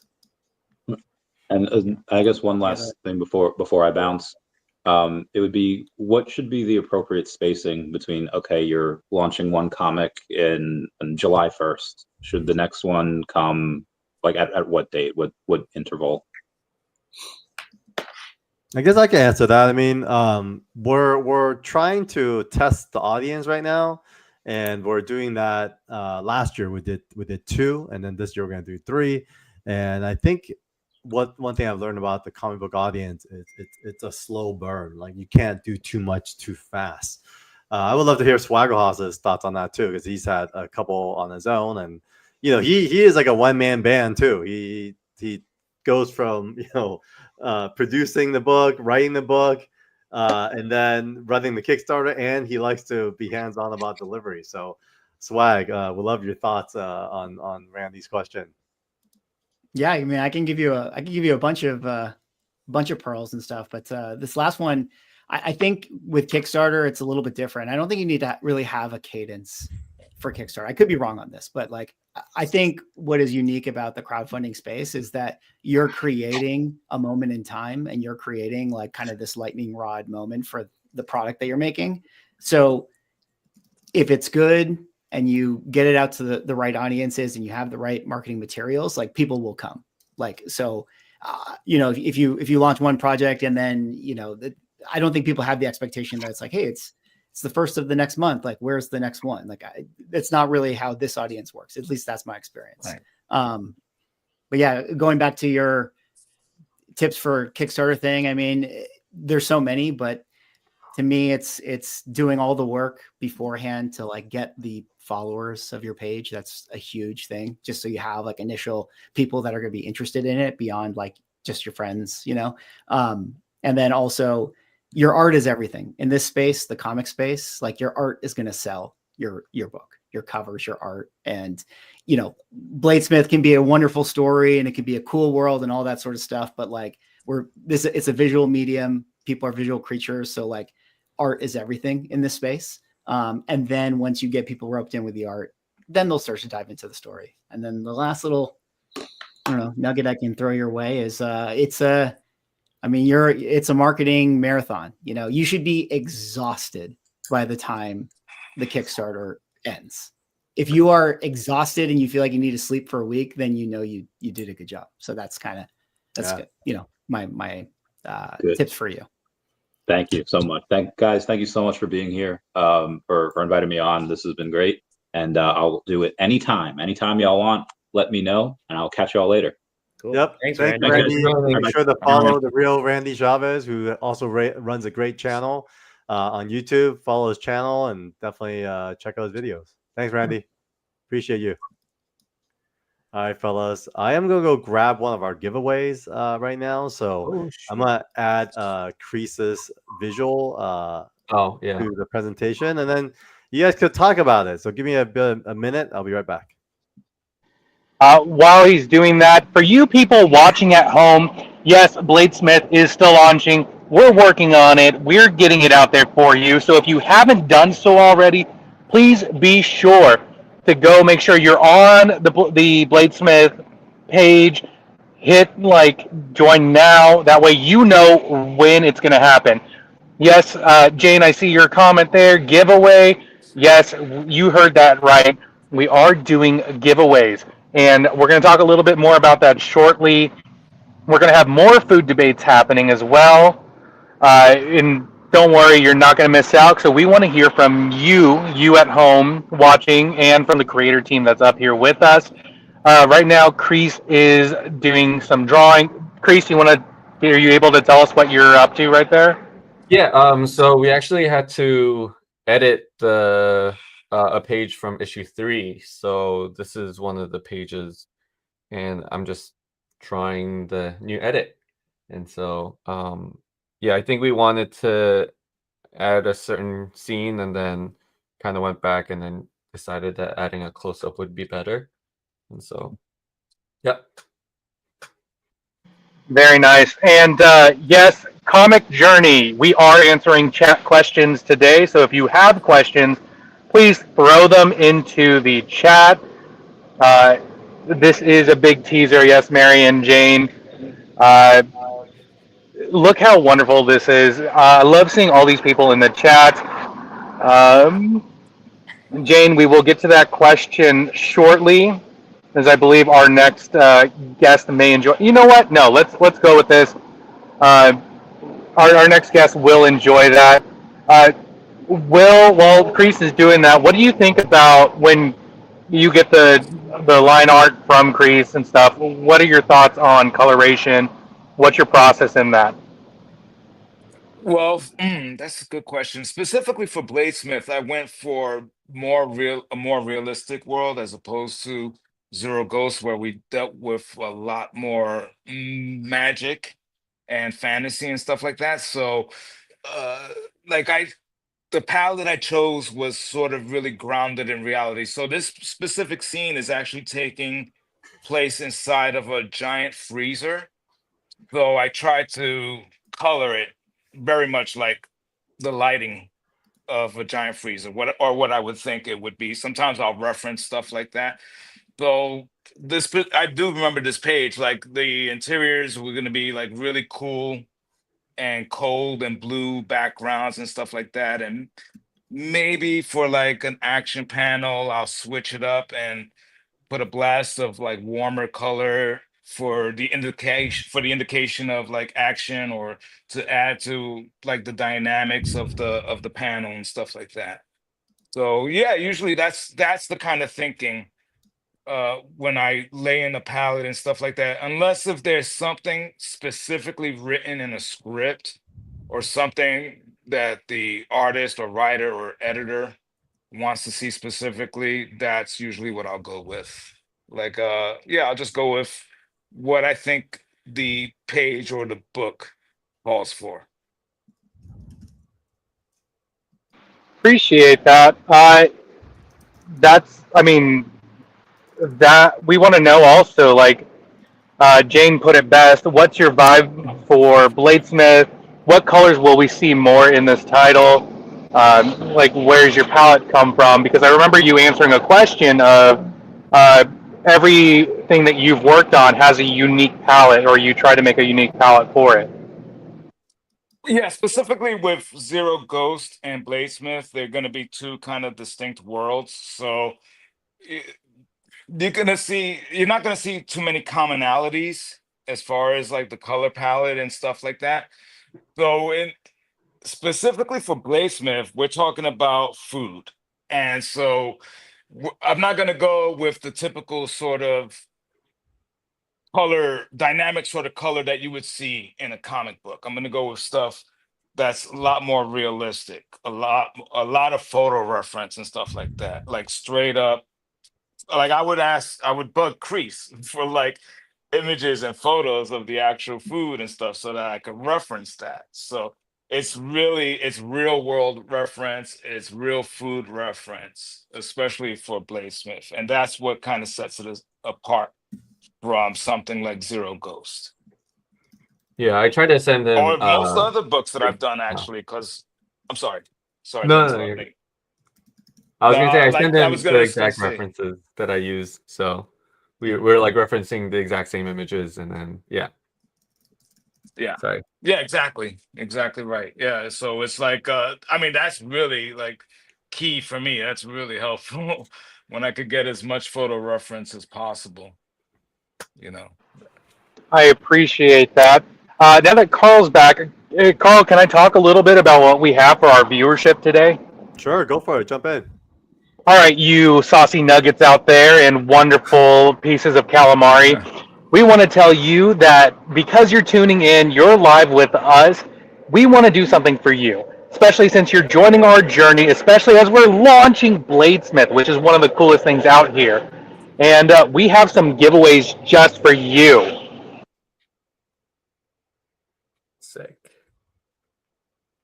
I mean, should I tell them what the giveaways are, or do you want to showcase those, Carl, if you have them with you? I think I have them here right now. 1 second. I will go back to present. There we go. Here are the giveaways. Woo! Giveaway. We have a Zero Ghost Ash Can edition. Carl, for those out there, what is an ash can? Nice. Ash can is this. I mean, they're named ash cans because there was a moment in time when ash cans were. Here's our kind of a ash can for Bladesmith. My camera's kind of weird today, but you could kind of tell what it is. But it says ash can on there. Same thing. We have a Zero Ghost ash can that was given away at, I think, Baltimore and Heroes Con, and these are just printed specifically as a preview to what we are about to produce. So we have different limited editions. So Zero Ghost, we went to a bigger convention, so we printed about 1,000 copies. Ashcan for Bladesmith, we printed 100 copies because it was at OAX, which is a more intimate con. But the idea is ash cans were named ash cans because they were printed on Xerox copy black and white paper at one point, and they were kind of throwaways. But over the course of time, as comics became more of a medium and recognizable medium, ash cans became very valuable to folks. And so the last thing I wanted to do was print something that was going to be valuable on Xerox paper. So we decided as 24/7 Comics to do something very different. Not just a preview, not just on cheap throwaway paper. We print a high quality version of the ash can for pretty much every one of our books. So one of the giveaways today, obviously Carl also mentioned earlier, or Carl Sodergren mentioned he haven't seen the other books or haven't read the other books. We are going to give away Zero Ghost as well, so you have a chance to read that.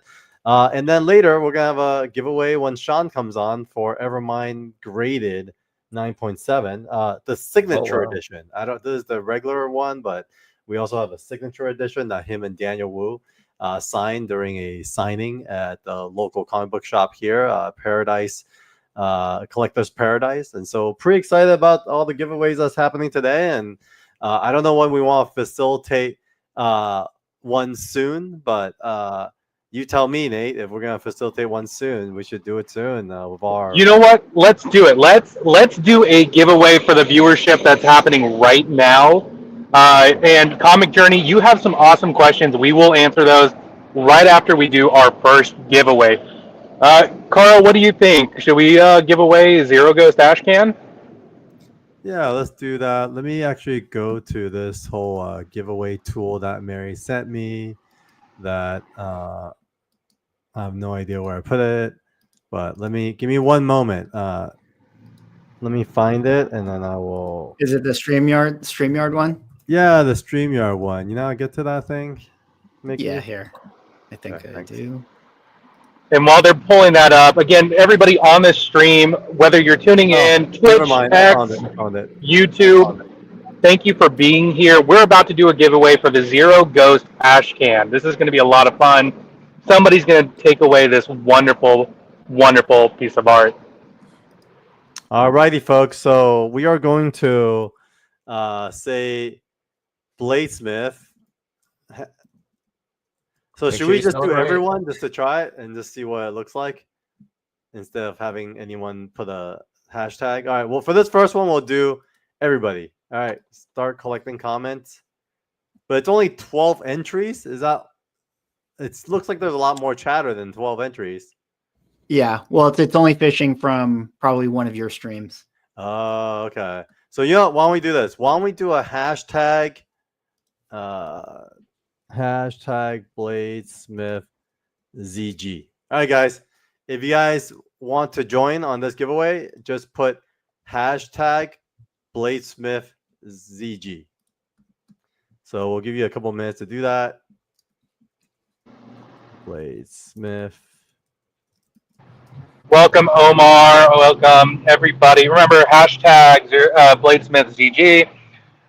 Put this into the comments. That way we can get you going on our giveaway. We're doing a giveaway for those just joining us of the Zero Ghost Ash Can. We're getting some comments in. Love seeing that. This might be more for Swaggle House and Carl. Let's take one of Comic Journey's questions really quick while people are putting in their hashtags. How do you go through the processes of choosing the talent involved? Did you all have pre-existing relationship, or do you look for talent that is most appropriate for a given project? Sorry, hold on. Everybody in chat, can you guys copy and paste the one that 24/7 Comics wrote? Because some of you guys misspelled Bladesmith, so I don't think it, I don't think it worked. Oh yeah, good note, Chris. Hey folks, please cut and paste the one that we threw in because some of them are misspelled. So hashtag BladesmithZG. And Carl, you might need to press start collecting for it to All right, count. start collecting. Yeah. All right. So we got 6 entries so far.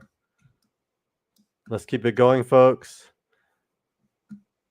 If you haven't done it, do it again. So, Chris, when I put start collecting, does that mean like it only starts collecting after I click on that? And I think it checks all the new people too. Okay, got it. Okay. Because I think you'll see the number go up. All right, so we see 7 entries right now. All right, guys, keep it coming. Hashtag BladesmithZG to enter. Just copy and paste the one that we've posted in there. No, 24/7 Comics cannot win its own Ash Can. So please, as you're joining in, copy and paste it down. Swag and Carl, would you please answer Comic Journey's question? Like, how do you find talent? How do you get them involved? Are they people you know? Or is it upcoming talent in the community? What do you guys think? While everybody's putting in their entries for this Ash Can. Well, I mean, I can answer as a publisher, and then Swag will answer as a creator because you did produce your own book. Yeah, you want to go publisher first? Sure. From the publisher's perspective, it's a little bit of both. So I probably spent a number of years networking and just connecting with creators and staying in touch about what they want to do, what they're into. I mean, Kreese, I don't know how long we knew each other before I brought Bladesmith to you, but it was a few years probably, right? Like Comic Cons, I'll stop by and check Yeah. in. I think And like 2 years or so. yeah, maybe 2 or 3 years. Like I think I met Yeah. you like New York Comic Con 2018, I believe. And Yeah. so from then on, I check in, we talk about stuff. Maybe I bought some art. And then when the right book came along, then I brought it to him. And so rinse and repeat. Like that process basically is the life of a publisher. We're always looking for new talent on either side of the game, rather it's like writing or art.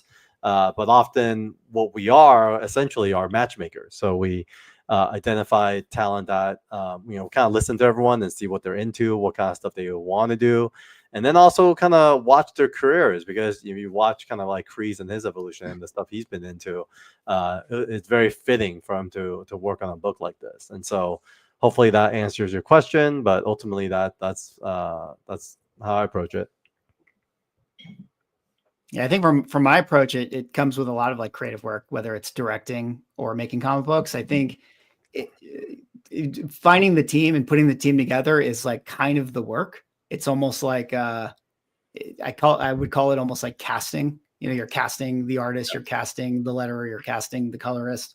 Because I think you're looking for, if you have a vision for what you're trying to do, then you're trying to find the people that you think can realize that vision. So if I don't know how you guys put the team together for this one, but if I know that Kreese and Will have a certain aesthetic that is like perfect for this project, then those are the people you want to work with, because otherwise it's going to create, friction, because you want to give those guys, like, you want to allow them to do what they do best, and empower them to bring their own, special sauce to the project. So you already have kind of signed off on their aesthetics, so that when they make their own creative choices, it's like you have that trust built into it. And then eventually, once you find the people that you love working with, then it becomes like, all right, just work with, your friends or the people that you develop that shorthand with, to where now you guys just don't even have to communicate as much anymore. Not in a bad way.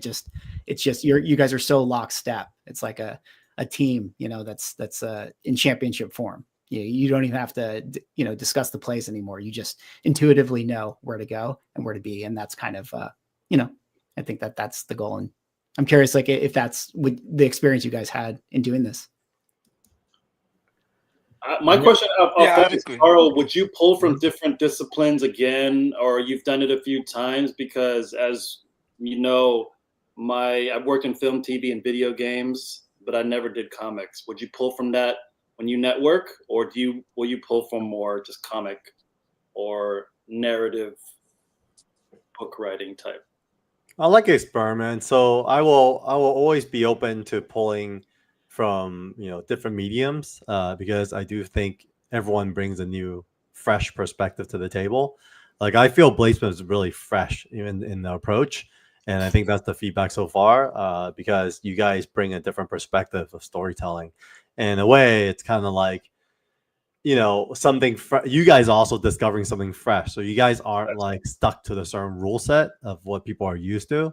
Because the danger of what happens when someone's been in it for so long is you get stuck to a formula. I think we've all seen this, right? Like writers who maybe wrote like our favorite movie, after that first one or second one that hit, like it's just a struggle for them to do it again, because they're just stuck to the formula. They don't have that kind of childlike wonder anymore, and they're not exploring things and taking this kind of creative risk, because now they're getting paid $1 million a screenplay, and they want to be safe, right? They want to satisfy the rule set of what the executives are looking for. So I do love that. I think it just comes down to the right match, the right pairing.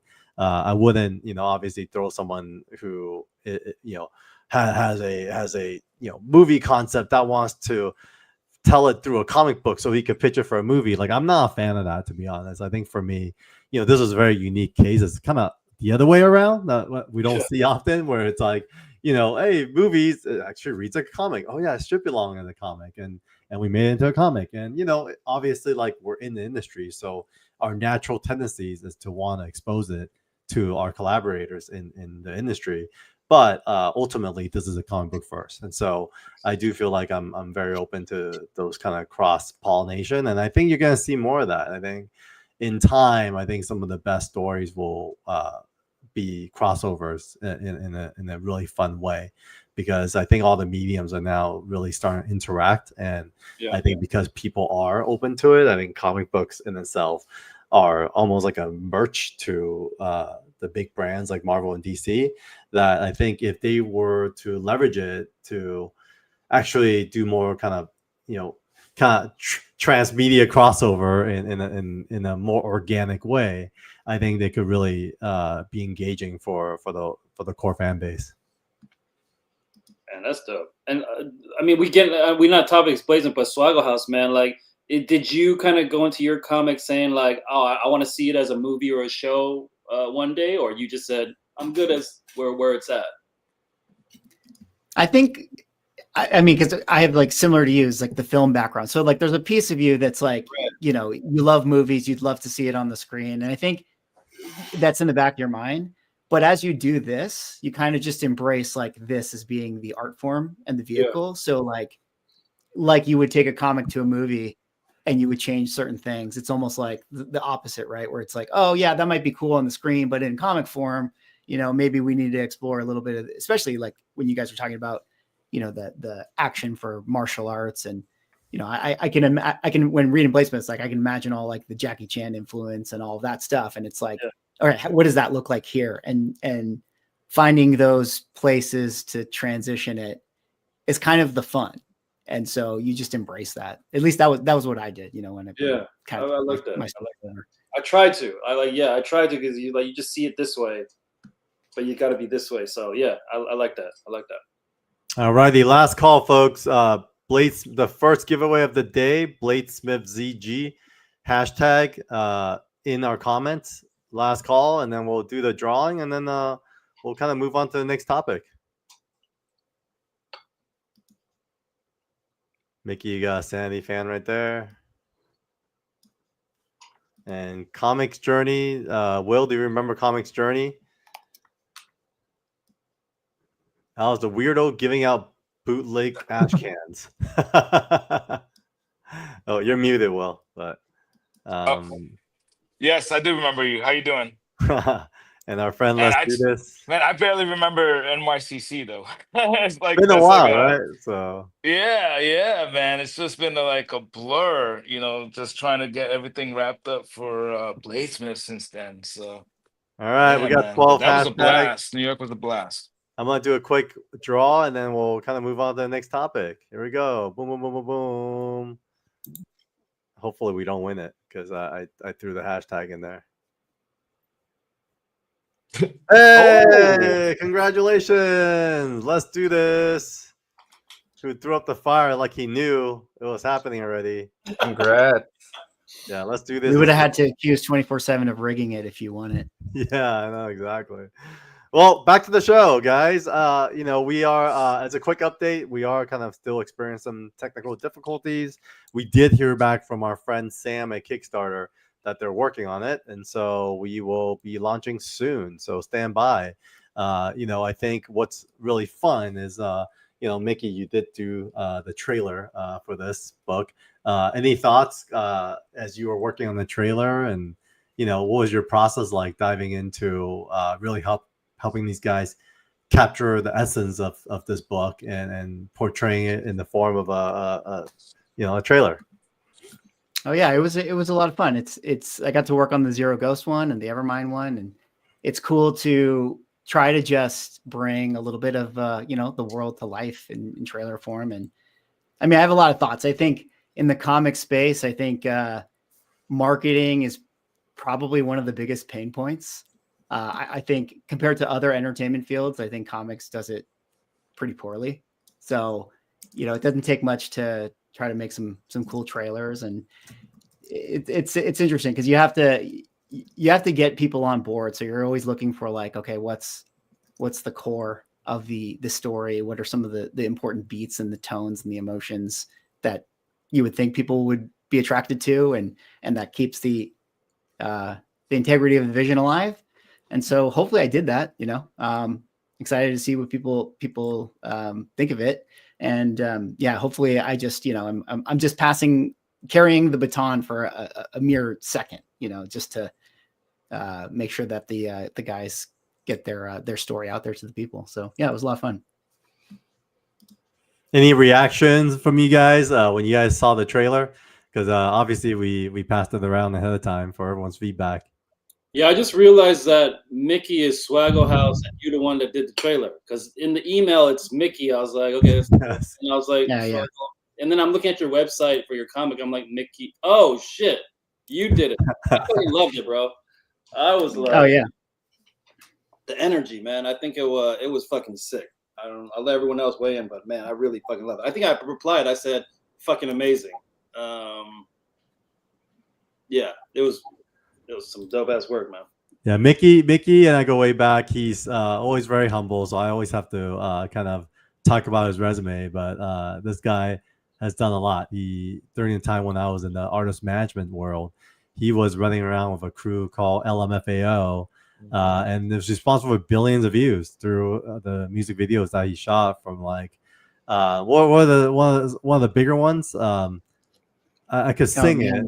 Every Party Rock and Sexy, I Know Party It, Rock, all those. Yeah, different tones than Bladesmith, but still important. It's still fun work to do, and yeah, I think that's I'm very in all my creative work that I do, I'm very music driven. So, which is a tough thing to do because it can be very it can be a big swing and a miss if you pitch something with music track in mind. So I was like, I just told Carl, I was like, listen, I've been listening to a bunch of songs. I think I found one. I think this is the tone. We got to just turn this thing around, and I better hit a home run here. Otherwise, there's going to be some unhappy creators if this is not the right vibe. But yeah, I'm very music driven. So it's like, it starts with the music, reading the comic book and then finding the music and being like, yeah, I think that this fits the vibe.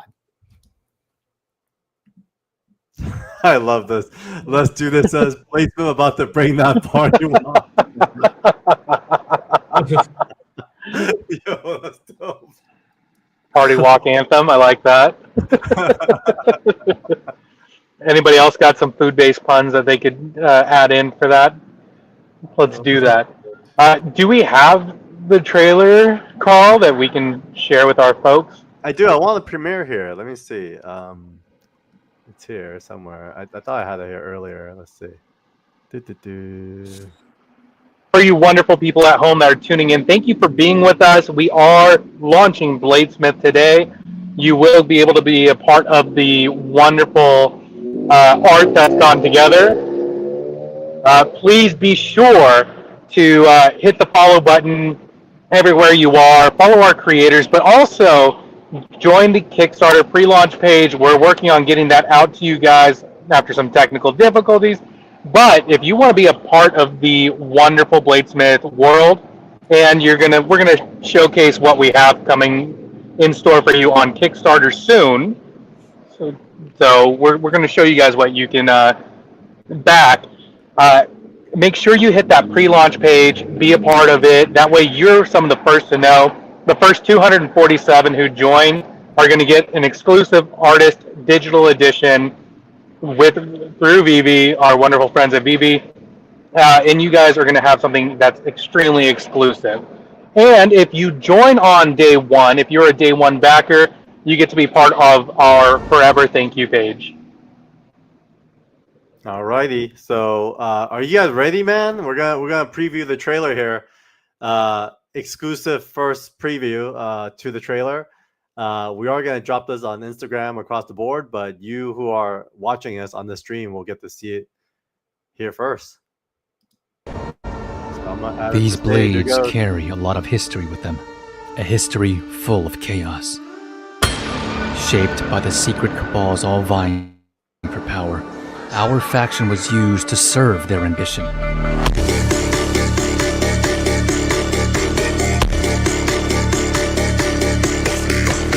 But it all changed when we found out we were their tool for destruction. That's when we broke away, to serve the comic people.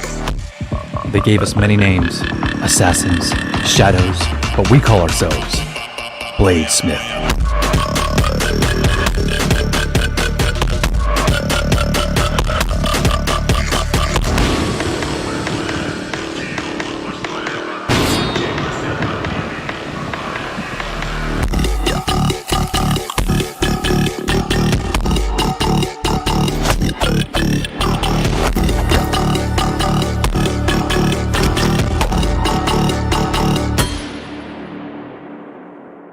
Woo! What's up, man? Damn, Mickey. That was awesome. That did feel a little bit of a party walk. Great choice of music too. I felt like Yeah, that was sick. yeah. What was the kind of vibes that inspire you to choose more electronic in direction? I'm not really sure. I think it's the first time I saw this property, which was like years ago when we started doing 24/7 stuff. Yeah. Or like, when you sent me like the first image or whatever it was like you kind of made mention Jackie Chan, that sort of, kung fu martial art vibe. And so I think there's a tendency that, yeah, we could go that route and we can kind of lean into the humor, and there's definitely some light moments in this and humorous moments and all that. But as I read the comic, I was like, oh, but there's a whole world here, and there's a dark side to it, and there's some real, character stuff and emotion. So I kind of wanted to have something that was maybe a little bit more edgy, just because you could maybe dismiss it as something that's like, oh, it's kind of like a little kitschy, chef thing. And while there's those tones, I wanted to make sure that it also kind of showed the other side of it as well. So that was kind of my thought process. And there was just listening to a bunch of music, and I don't know. I mean, you just went to what was the New Year's show that you went to? Carl? Anima. Yeah. And so I was just like, Anima's hot. Let's find some stuff like this. Let's look for some, sick, I don't know if it's like dubstep or, techno stuff. And I was like, came across that one. That's funny. Now that's one of the best shows I've ever been to. I think he's back in Vegas too in a couple of weeks. So if you haven't gone yet, Mickey, like, before, while you're in Vegas, definitely check it out. Yeah. Oh yeah. Highly recommended. I was actually trying to make a trip out there with Jin. We're trying to coordinate time to do like a mandate to Anima, because just for inspiration, but he had to head back to China, so he couldn't make it.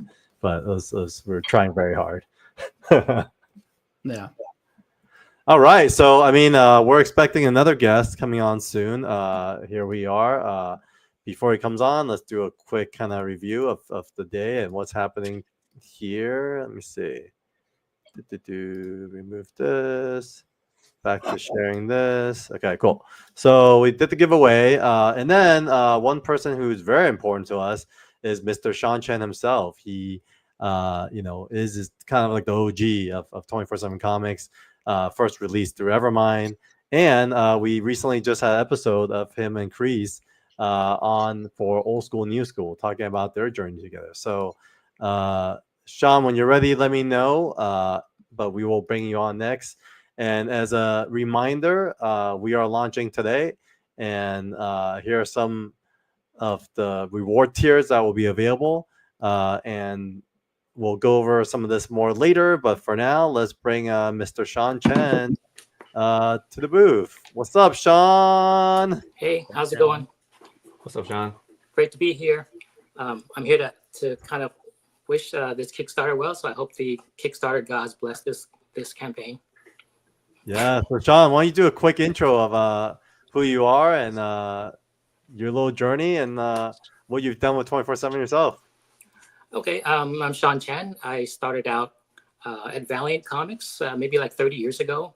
I was at Valiant when it was good. I was there, and then I moved from there onto Marvel. And my first book there was Iron Man. So I did 3 years on Iron Man, which is, I think these days most creators do like 3 issues and they're on to something else. But back then we would do runs that sometimes go on for years. So I did 3 years on Iron Man. 2 years on Wolverine, and then for X-Men the End, I did 18 issues. So these like nice long runs you can go find in back issues, or like the Marvel the End. I think it's out now. Omnibus has a X-Men the End in it. So like a big backlog of history with Marvel comics. I did some for DC, and then after that I went off to do advertising for where the real money was at, and that's where I met Carl, who would contact me about doing some of his I guess your experience type things, exhibits. And I'd always take your call because like I think the other jobs I got within my agency was that they take a cut, and then I'd always pick up the phone for Carl because I get to keep it all. And then after that, I think we both kind of went on to independent comic book publishing, starting with my book Wingman, which he published through Next Chapter Press. And then I think you were asking me for ideas, and that's when we started doing Evermind. So that started like a long time ago, and it's been gestating, and then it's in production now. So the first 3 issues, volume 1, is out through Kickstarter, and we had a successful Kickstarter with Daniel Wu. So I don't know where you guys Daniel Wu is. I mean, I think where is you guys should have like like a celebrity chef as part of this project. So then right now I'm working on Evermind 4 through 6, which is volume 2. So that Kickstarter happens later this year. Yep, we're in it. So Sean's a very active contributor at 24/7 across the board, and also obviously our first Kickstarter a couple Kickstarters ago. So yeah, with that said, today we're here to talk about Bladesmith. Sean, I know you had a preview as to what Bladesmith is all about. So we'd love your initial thoughts, comments, and any questions you have for the creator team. Oh, it's really cool. Like with my book is kind of very serious and they're very firmly grounded in the real world. So seeing this one, I like the tone of it where there's a lot of, it's almost like fantasy because it's, even though it's very grounded in the real world, there's a lot of cool visual stuff that happens. I like all the depictions of food. You probably were talking about that, but it's all incredibly rendered by Kreese and by Will. I think, you can see sometimes the before and after Will gets his hands on it, and it really, does really make your mouth water. And then some really cool fight scenes. And I know that it looks like Kreese is kind of taking a page from a lot of the manga stuff, like the best stuff from manga with like the speed lines and the action. I think it's a great premise. So I think all around, it's an exciting book, and I can't wait to see the rest of it. Yeah, thanks, Sean. Oh, I know the writers are in here, so here's what I propose. I wrote Evermind, so I'm a bit of a writer myself. I would say that a cool thing to have happen is if there is a A-level bladesmith that was in our world that disappeared and had to fight something in the spirit world, because I know that there's a little bit of metaphysical spirit world stuff attached to this book, and that person would be Anthony Bourdain. Nice. That would be fire. I'm always down for that. Always could be inspired by, so that'd be a fun one. He loved comics too. Anthony Yeah, he's a big comic. He was a big comic fan. He did? Yeah. I didn't know that. That's freaking awesome. Yeah, he created his own comics too. Yeah. What? How come I never heard of that? I think that was like one of his big reasons why he and like David Cho got really close. They started talking about comics together. Oh my god, that's so cool. We'll have to add him in somewhere. No, I think so too. I think that's I didn't know about that, so we should definitely think about that for future issues. How about any questions, Sean? Observations? Well, I think kind of the way that we do comics here, as opposed to what comes out from the big, the corporation comics like Marvel and DC, I think Kreese can kind of attest to this. Like some of our projects have been gestating and being worked on for like years. So, sometimes like all of us as creators are taking a little bit longer on these things because I think there's a problem in comics now that they're kind of, the medium is kind of putting out these comics too quickly and kind of carelessly with the goal of just filling up the shelves and then having a variant cover do all the selling for you. So it almost doesn't really matter what's inside. But I think that's really hurt And I think we're in the spot that we are today because of a lot of that. So we're kind of running counter to that. Everything kind of points to this is the thing that you should do. It's like take years. And I know like Bad Idea also does this thing too, where they might have a book that's been being in the works for 5 years or something. So the artwork is a lot better and the story is written more carefully. And, it gets put on the stands next to those other comics. And but there is a huge difference in the way that they're done. So you really have to kind of understand that there's a difference there. And the only people who get hurt in doing this is the creators, because, it takes us a few years to put out a comic. So, and then we get paid accordingly. But the thing is, I think that's what we need is less of the 24-hour comics and more of the year-long comics. Yeah, I'm kind of glad it wasn't on purpose, but I'm kind of glad it took a while for us to get here, And then the art progression. Yeah, it's like interesting that you can see from the beginning issues toward the end that Kreese has gotten. It's fun to watch his improvement as the pages turn. Thanks. I cringe a little bit when I see my old stuff, but it's a fun cringe. That's good though. I mean, that just shows that you're growing. Yeah. So that's interesting. I think Justin, kind of circle back to one of your early kind of thoughts about like cross mediums.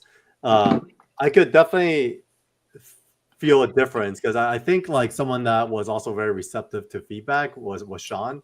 In fact, I think Sean, you kind of helped discover this, community contribution iterative process that we've adapted here at 24/7, where we took the ash can. And you proactively went to like a local comic book shop and like met with like a circle of readers. And then since then, our ash can has kind of served as, previews to circles of readers. And those circles of readers often may or may not have feedback, but for those who does, and they give us our feedback, we instantly forward them to the creator team. And Justin, Lindsay, you guys were immediately very open and instantly started working on it. So what were some thoughts when I gave you that feedback? I mean, you could be honest. Like, was it offensive at first? Was it like, oh, no, that's cool. That's good to know. I didn't think of that. I mean, what were some thoughts that went through you guys' mind? Because you guys went to work right away. So that was cool. Yeah. I mean, I think. Justin, you're muted. Yeah. I think Justin might be a little different. But for me, it's like I've just worked on so many different projects and was blessed to be having those opportunity with like really great teams in different ways. And to me, the most fun is like the editing part. So, and I realized like it's like, as long as we're not like losing again, like the main idea of it, it's might as well see, you never know what you're going to get. And like, there's something else that like, especially like it's coming from a trusted source like yourself. And so like, I think it's more important to listen the first time. So it's like, all right, if he's seeing something and he's hearing something that he's filtering through and telling us about, we should at least try it. Let's see what we are not seeing and what's the blind spot. So all of it was, for me, it was like, great. I think the problem solving in that is always what the creative is. So that's the nice version. I'm gonna keep it a buck. Lindsay, you don't work as a full-time writer, so you I don't. As somebody who writes all the time, full-time, I was like, man, god damn it. But again, because I love the team, you just never want to go edit when you have, at least mentally, when you have put something to bed. When you have to come back to it, it's like awakening the bear in the cave again. And sometimes that bear don't want to wake. You know what I mean? You got to shoot him with a tranquilizer, something. So I had to shoot myself with a steroid tranquilizer thing. Wait, let's put to sleep. I had to shoot myself with steroids to get back into this, because when I read the note, I realized how smart it was, especially like the banter part. I think was very good. It just reminded me of what I loved about comics and like the tete-a-tete type stuff. So I think like it took me a second, but as you see, you have to be receptive. Otherwise, that's just part of the game. But yeah, as a full-time writer, sometimes like That's what I figure, because like even working in Hollywood, I know one of the things I've noticed. I've worked with different types of writers, and I think there are certain writers that, especially in Hollywood, you kind of need to have your signature on stuff, right? Like the reason you're hired to write something is they want your signature. I think in comics, I've learned is a very iterative process, and really kind of learn from Sean, and what that says to me is you guys are pros. I mean, at the end of the day, it's like, as pros, you have to make the best form of product. And even for me, I take publishing very seriously. And so I'm not just giving you guys feedback randomly from like some comment on the Instagram post. Like I make sure I filter out what makes sense and what doesn't. And then, obviously a lot of times I'll forward it to you guys, but I also leave it up to you guys on if you guys want to do it or not. Because at the end of the day, the product represents you guys as creatives. And so, what am I to say if you feel strongly about one way or the other?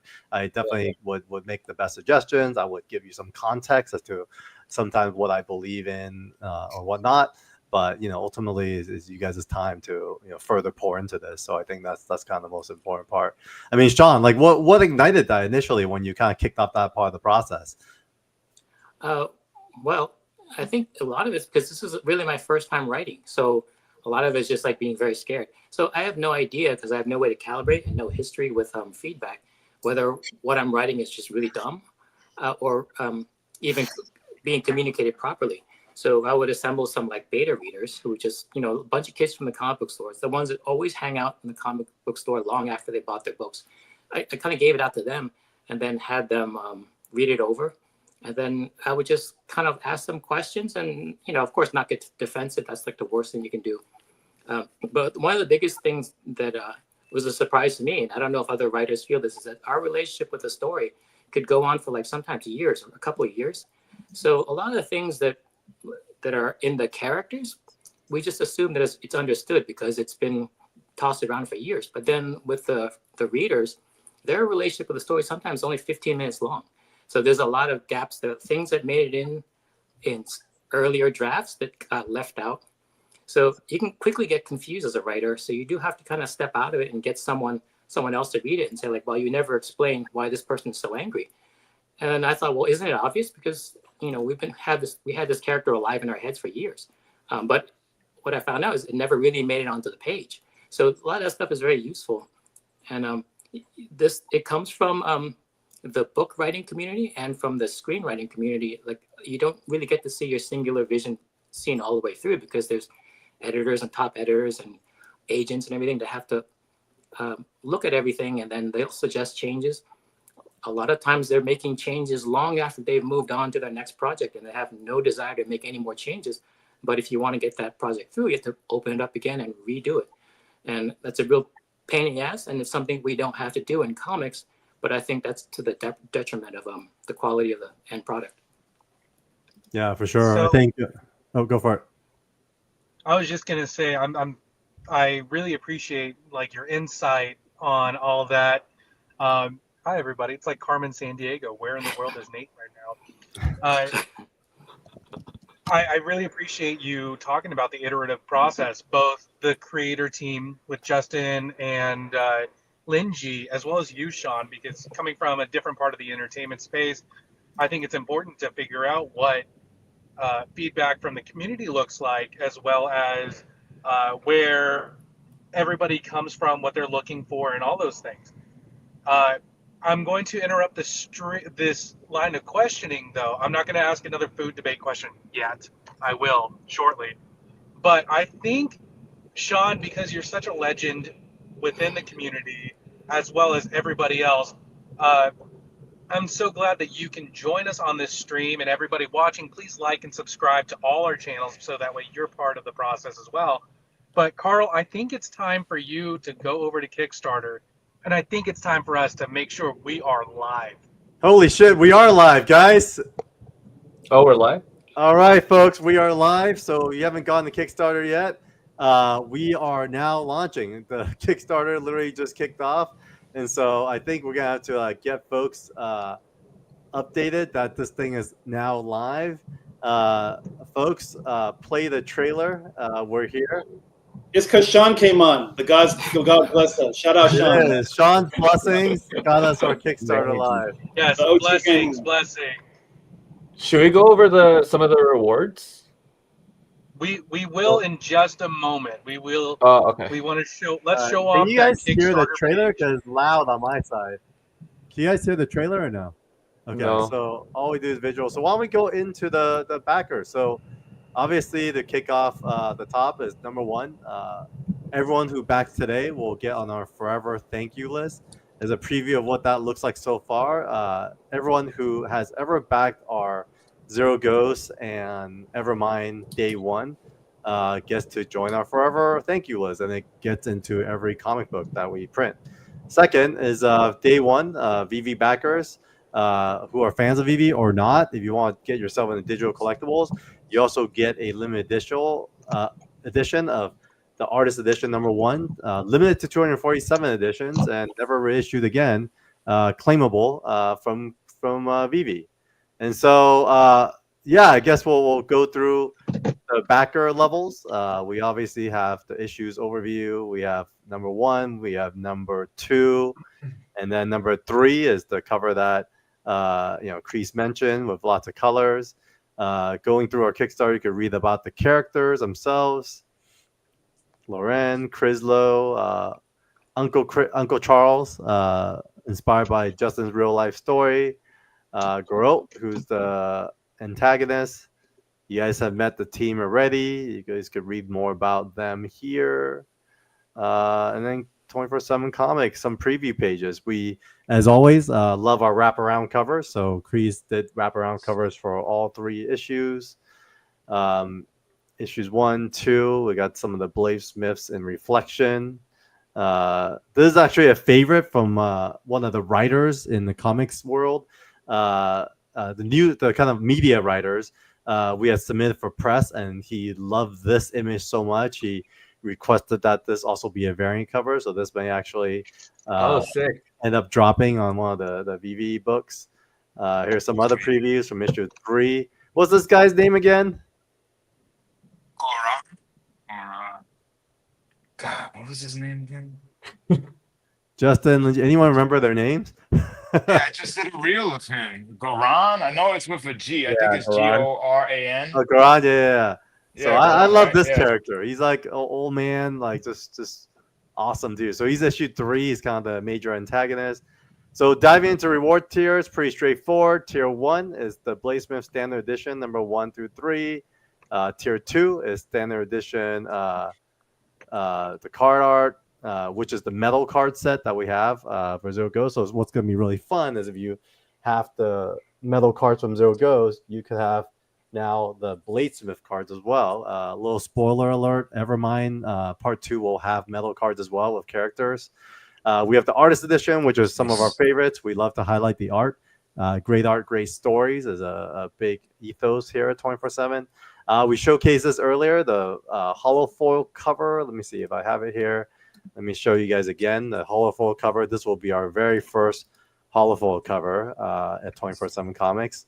And here's a little preview of the Ashcan edition. That is actually going to be the one of one because the actual comic won't be the Ashcan edition. So we should grab that and use it as a giveaway.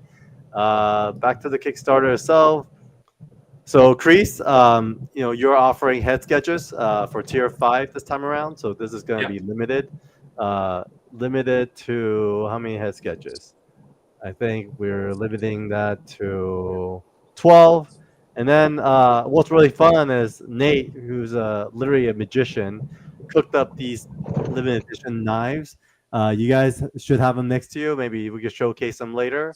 And then we also have tier 7, which is card art. So original card art has been a thing in the world of original art. And so since we're doing these metal cards, why don't we offer the card art to backers as well?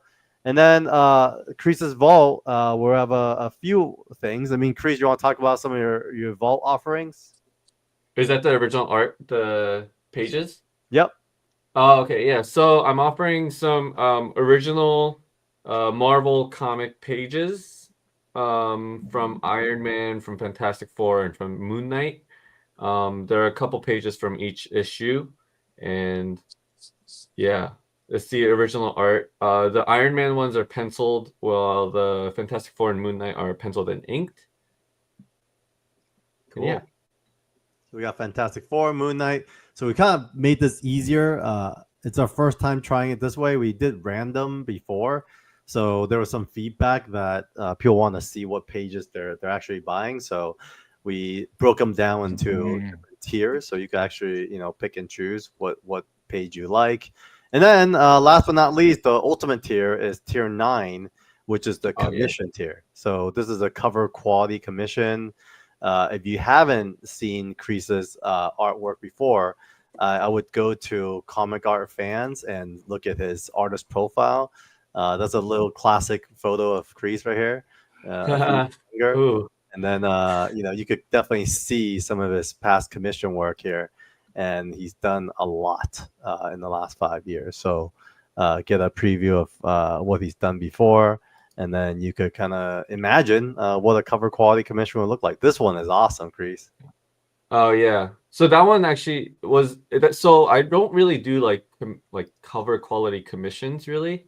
I usually just like do a character with like simple background, but for this one it's going to be like full background and like filling up the whole page kind of thing. Nice. And so there's very like limited. So yeah. I think a long time ago I did like the full background stuff, but now it just takes way too much time. Yeah. But, so this one will be full background, folks. So if you've been waiting for a Crease commission at this level, this is your opportunity. All right. We have launched, folks. Congratulations. How's everyone feeling? Great. That's exciting. All right. Thank you for everybody who backed it already. Yeah. Thank you. Oh, yeah, looks like we have 17 backers already, guys. We're about halfway to our goal. Oh, crazy. Awesome. Within seconds, Lindsay guys. investing. Thanks, Lindsay, for investing. We'll tune back into it periodically, and then in a few minutes, actually, we're gonna have actually the person who shared some of that awesome feedback to join us on our discussion. But Sean, I know we have like 5 more minutes of you. Thanks for being with us. You are our lucky charm because we couldn't get Kickstarter to kick off this morning, and upon your appearance, I guess the Kickstarter gods heard the great Sean Chen arrived, and so they kicked off Kickstarter. A legend says, "Make it happen," and Kickstarter said, "Okay." So, any thoughts, Sean, in our last few minutes with you, as far as like any advice for the crew? Maybe sharing of your experience. Would love any closing thoughts. Well, I guess Kickstarter is getting more important now, just because of the way the distributions are having some hiccups out there. So I think everyone should, if you're a person who hasn't bought before, give it a try, get used to it, test drive Kickstarter, because it's kind of like the wave of the future, especially when it comes to the better independent stuff out there. And for the creators, if you're going to run a Kickstarter, just don't underestimate how much work it is, because it really is the month leading up to it is, I think someone here said it's their most tiring month during the Kickstarter. I would say that before the Kickstarter happens, the month leading up to it was like the hardest for me. And then by the time it was over, I almost dropped dead. But I think that's the fun type of thing that you're kind of pushing something you created. I think it's a great thing. So I think everyone should jump on board, creators and fans alike, and give it a try and see what the community's like. Thank you. And Sean, I have one question for you and the rest of the creator team in the few moments we have left. When you eat cereal, do you put the cereal in first or the milk in first in the bowl? Well, who puts the milk in first? I mean, what is that? I mean, you're like a communist or something? I know some people put the milk in first, but I had to find out if you're a psychopath or not. Glad to know. Yeah, monsters. Definitely cereal first. Yes. Yeah, who does that? Who does the milk first? Because you can't even it doesn't even land. Like, it just lands on top and like pours over. I mean, it's like the worst thing to do ever. I guess Marvel fans do that. So cream before coffee, though. Pro tip. Wow, really? Wait, cream before coffee? Well, it's interesting. They do that at the coffee shops, right? You wonder because they put the milk in first and they pour the coffee in after. Yeah. I wonder if there's a reason for that. All right, let's check out some comments. And then, oh, it looks like FF4 page is already gone. So thank you for the backers.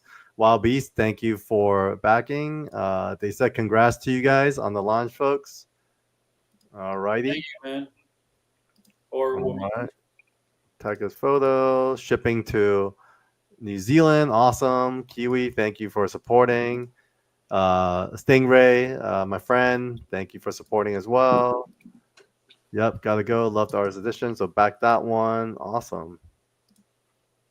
Only because I want Crease to hand deliver it. Is that a thing right here, Crease?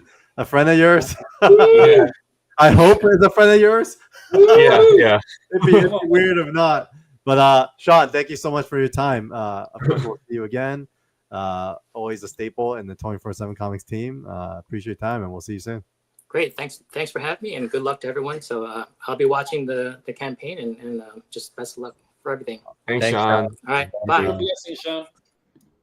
Awesome, guys. Wow, like it's always great to one. I mean, it's great to see Sean, but two, we got things going. So here we are. I mean, I think we're gonna do a giveaway, but we'll do that later because we're now a little behind schedule. So I want to kind of keep our show going. So with that said, I think our next guest is Mr. Tom McDonald himself. He is actually a good friend as well, along Carl, Stingray, and I. We're in the comic art world.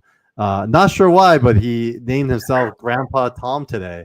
Well, hey, Tom, how's it I going? say- Welcome. Well, thank you guys. Thanks for having me on. I say Grandpa Tom because unlike Carl, PG-13 Carl, who kicked off the show, Carl Sodergren, who grew up in the, reading comics in the 90s and is a father in his 40s.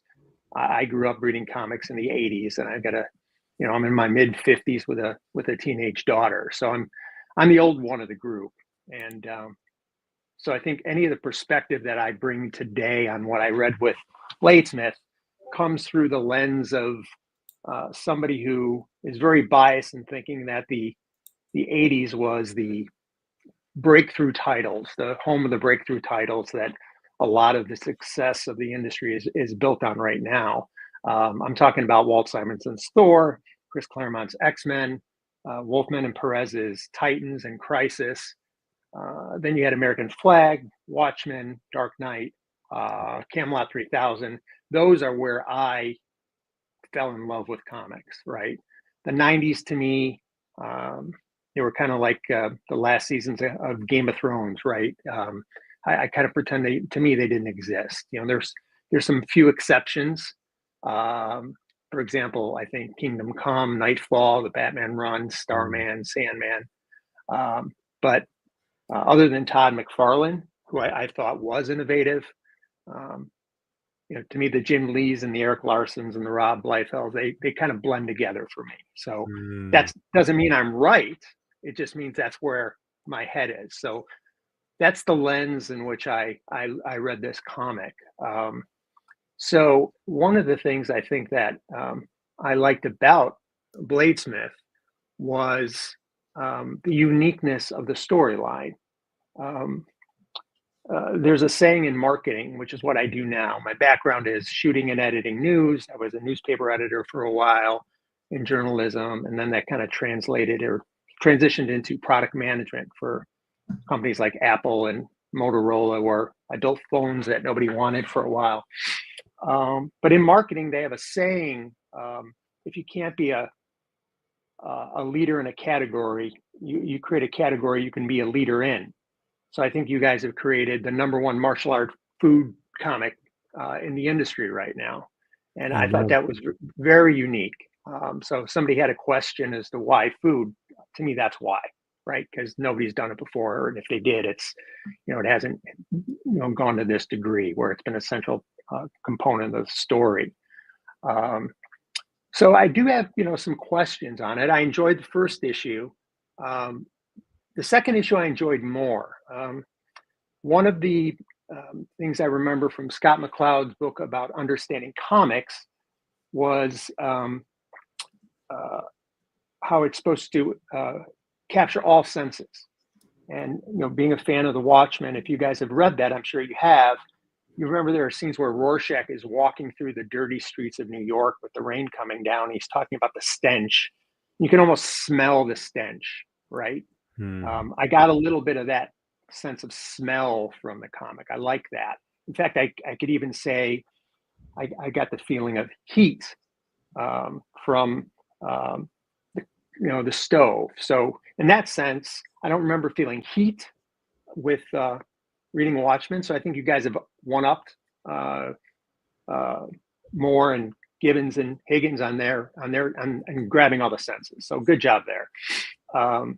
But another thing too that I found in contrasting the two books was another thing McCloud talks about in his book is how a comic is kind of this it's a void where you can step in as a reader and you can take on a couple different roles. One of the roles you can take on is that of the hero or a voyeur.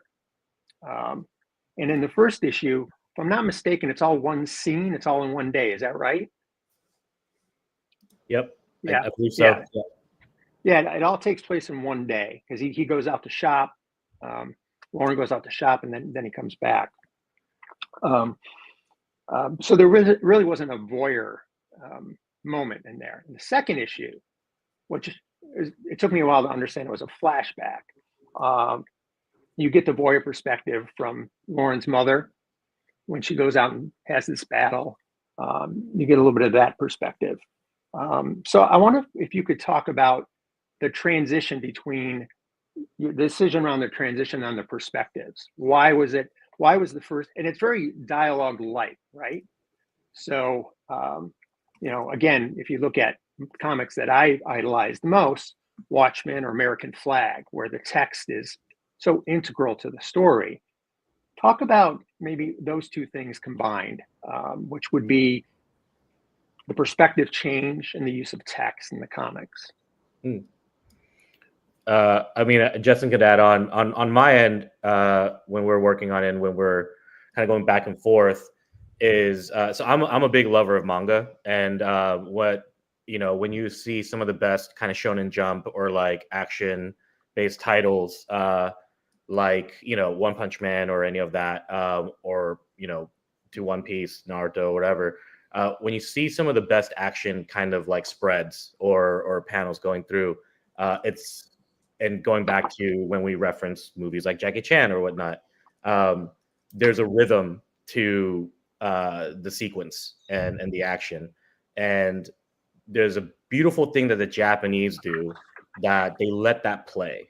They let the lines kind of tell you the story. They let you, the speed lines or even the expressions, the miraging of multiple bodies or figures happening. And so that was kind of what I wanted, and there's a difference there where you kind of let the negative space kind of let you feel something different. And the story, for me, I was blessed enough to kind of work with Justin in like expanding it and breaking it open. The first issue is a lot more catered towards, and I don't know if Carl told you this, but the story and the IP is originally written as a feature, right? Like a feature film. So the opening on issue 1 is very kind of like closer to what Justin had originally written in kind of setting up the situation and the exciting incident, right? And going through. And then once we got into the end of issue 1 and going into issue 2 and stuff, that was when we were getting like much more breaking the world open more. So then we try to, again, if we were gonna have one shot at this, I think this was a conversation that Justin and I had because we both work in the industry, and Justin more so as like a working writer. I kind of like play different creative roles. So for me, it was like, if we have one shot, let's let us be the creators, be very proud of it. So one suggestion I had that we didn't really like hold to, but it was a creative thing that I was thinking about every time I made edits was, is there an interesting way in on every issue? And, you know, how can we, not just through character, but like where it might be a hook for us to be like, oh, that might be an interesting way to see the world opening up again. And so it wasn't per se for me like a linear chess game, but more like the game of Go. So it was like, if we're going to put a place here, that's an interesting move, and there's a world in there, and you unfold that. How can we go here and then go and still have the same thing where it all connects? And we were only given 6 issues, rightfully. So then it's like, if we don't know if this is going to be picked up longer, what can we do here that's acrobatic, that's interesting for us creatively? And also knowing that like both of us don't come from the world of comics. So we didn't want to be like stealing from this and being like we knew what that meant, right? Yeah. We were going off what we knew, and we knew storyboards, and we knew movies, and we knew rhythm in a different kind of frequency. And that clashed in a beautiful way with Chris, who that's his world. So suddenly that dialogue was an interesting kind of rub. And so for me, that was the interesting thing on my end. So if this came from a idea of a motion picture or television screenplay, yeah, when you had to move into a static medium with and you chose to go high action, low dialogue, the original idea, did you have to unwind a lot to from dialogue to visuals? How was that process? Because for me, absolutely, for me, again, what did I grow up reading? Very dialogue heavy Teen Titans. Kevin Maguire's work on Justice League in the mid 70s, where there were a lot of facial expressions and things like that, a lot of dialogue to go with it.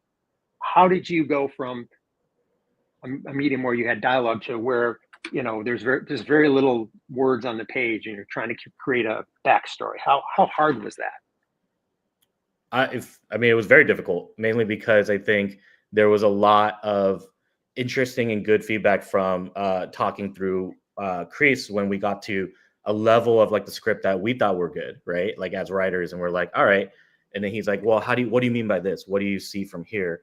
And you know, the medium of that is so different, and I think the emotion that gets translated is very different. And I think that only comes from experience. So we can see like what might be interesting framing wise and perspective wise, but we're only kind of seeing almost like 1 or 2 layers of that. But for me, and again, I'm not gonna speak for Justin, for me, like I had to think about those and think about complementary kind of filmmaking and films that I love that had very little dialogue that still had the biggest impact. And interestingly enough, the one that I thought of a lot while trying to figure out even the types of fighting sequence, it wasn't the flow of fight, because I think Justin does such a great job of like finding the rhythm of that. I think it was like when and where it could happen. And I remember thinking back a lot to In the Mood for Love by Wong Kar-wai, because there's a tension that he always brings by just a cut of the moment he takes out a cigarette, or the moment he lights it, or the moment he lets that linger. And so I kind of try to translate that in the way of how does not just the act of cooking, but the choice of the ingredients, and where, like, who we're going to meet at what point, and what instrument of a weapon, whether it's the setting or the actual weapon that they use, be the interesting thing clash. So it was like this kind of, in my mind, the pairing between In the Mood for Love and a lot of Stephen Chow movies.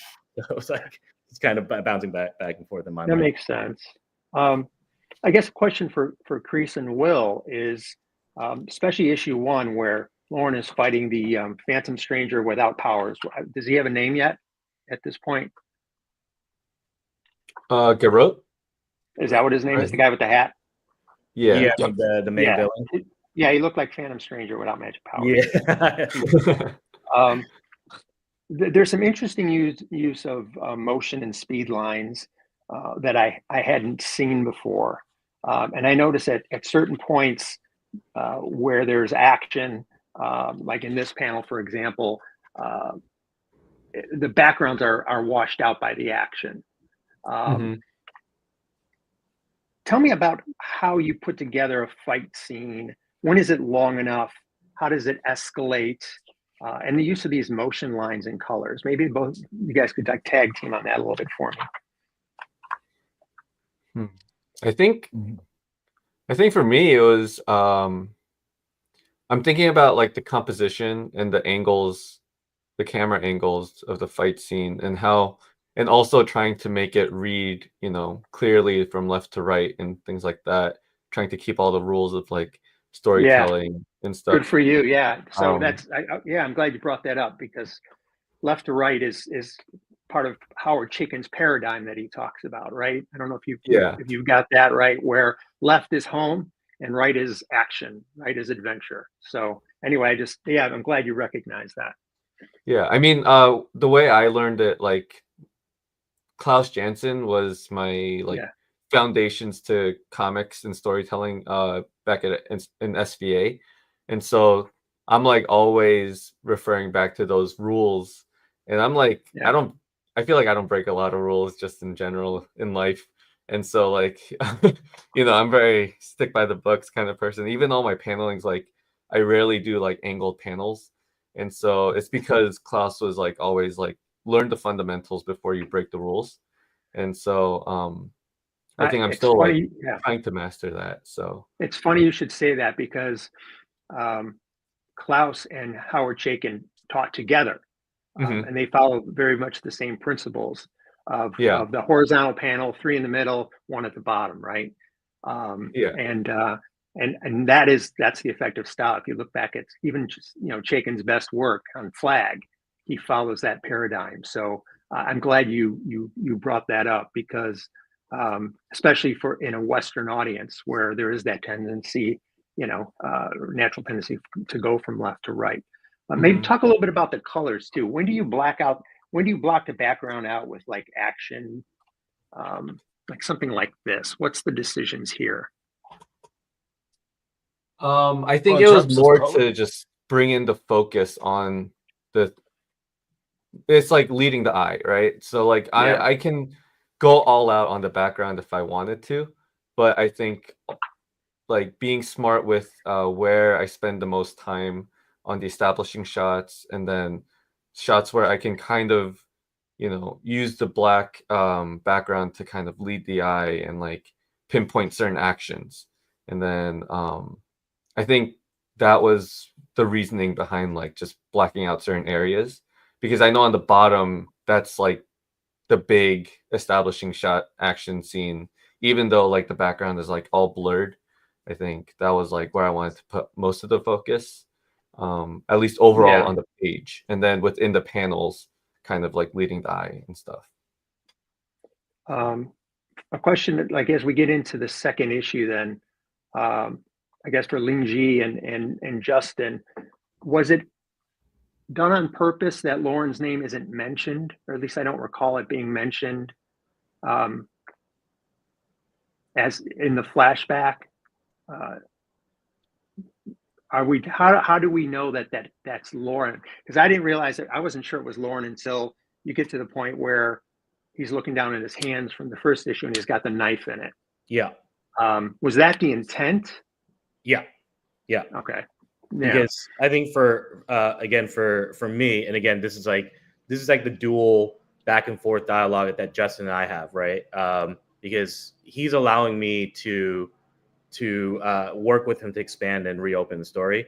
And what I thought was interesting when, again, New Ways In, was if the second issue for me was going to be introducing new kind of layers of the plot or deepening it, and we're following this kind of other assassin, how can we do that where we can kind of hold on to that rather than trying to think about the other person? So then opening on the action, doing all that stuff, and then seeing it and then connecting it back and having having the audience go, oh, that was that. I think it was just, I wanted, I always love writing and the types of content where it doesn't allow you don't assume the audience is dumb. You're going to allow them to make the connections and go and actually because I think all humans we all are seekers of truth. So if we can give them a cul-de-sac rather than a street way in, then they'll try to find meaning. And I think like when that happens, it does it for me in every movie if it's done well. I think and hopefully we can do that well continually. It's like, why did they do that? What's the point of that? And where is that going to pay off? And hopefully we can do that in the upcoming issues. But at least for me, it was a big thing of like, let's not talk about him. Let's not let's see if we can connect it through the trauma and the pain. And physically, the pain is the knife going through. And then we're going to show his mom, oh, there's this generational sin. Okay, how do we show that without saying anything? Because then it can be talking too much about what we think is right or wrong. It's so like, his mother is that spirit at the end of issue no, 2. it's not. Oh, it's not? It's not. Oh, okay. And so hence, let's see issue 3. Okay.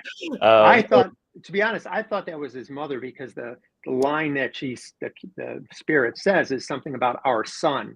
Great. So love that. Even better. So, because that's the thing. It's like, I think, not everyone's actions to do what they are, or whether you think they're good or bad, doesn't always come from one major trauma. It's not layers of just one bad decision of one person around you. So who is this other spirit? Who's this other thing that's holding onto his heart and anchoring him to do what he does and who he is? Not everything is as simple as like a dog died and John Wick's going to go kill everybody, right? Suddenly you're going to try to figure out, like, is there more to who he, deems important in his life than just his wife that he left the society for? So ours was that in a different way. And seeing how do we manifest all that. We had all this story and backstory that Justin and I worked on actually that doesn't hit the pages.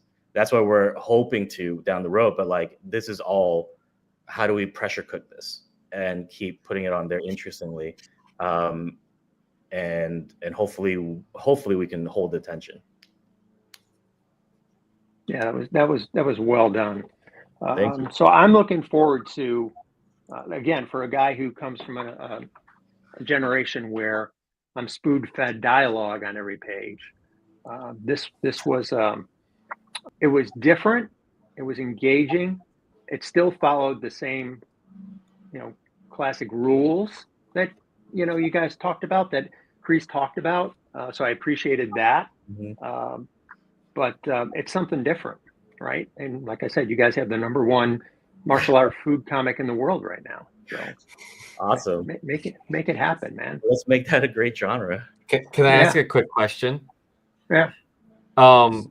So I hear, like, when people are reading comics, they tend to spend 15 seconds on a page or something, because they'll just read the words and then look at the art real quick and then turn the page. Did not having any words make you stay on the page longer? Yes. In fact, as a kid, I would recall going back and reading the comic first and then going back and looking at the pictures again. I would always go through a book twice because I felt that the writing was so good that it pulled you. And then you'd go back and appreciate the art a little bit more. I could say the same, especially Watchmen, where the story was so heavy, so engaging, that you often missed a lot of Dave Gibbons' small details. Watchmen is a series where you go back and you reread it, and you discover things every time you reread it. Mm-hmm. The intricacies of the interactions between the panel and if you want to,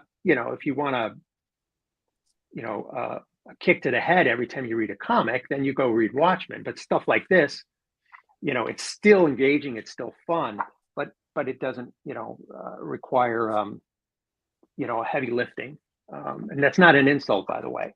I'm comparing you to Watchmen, which isn't fair. So yeah, it definitely drew me to the art more.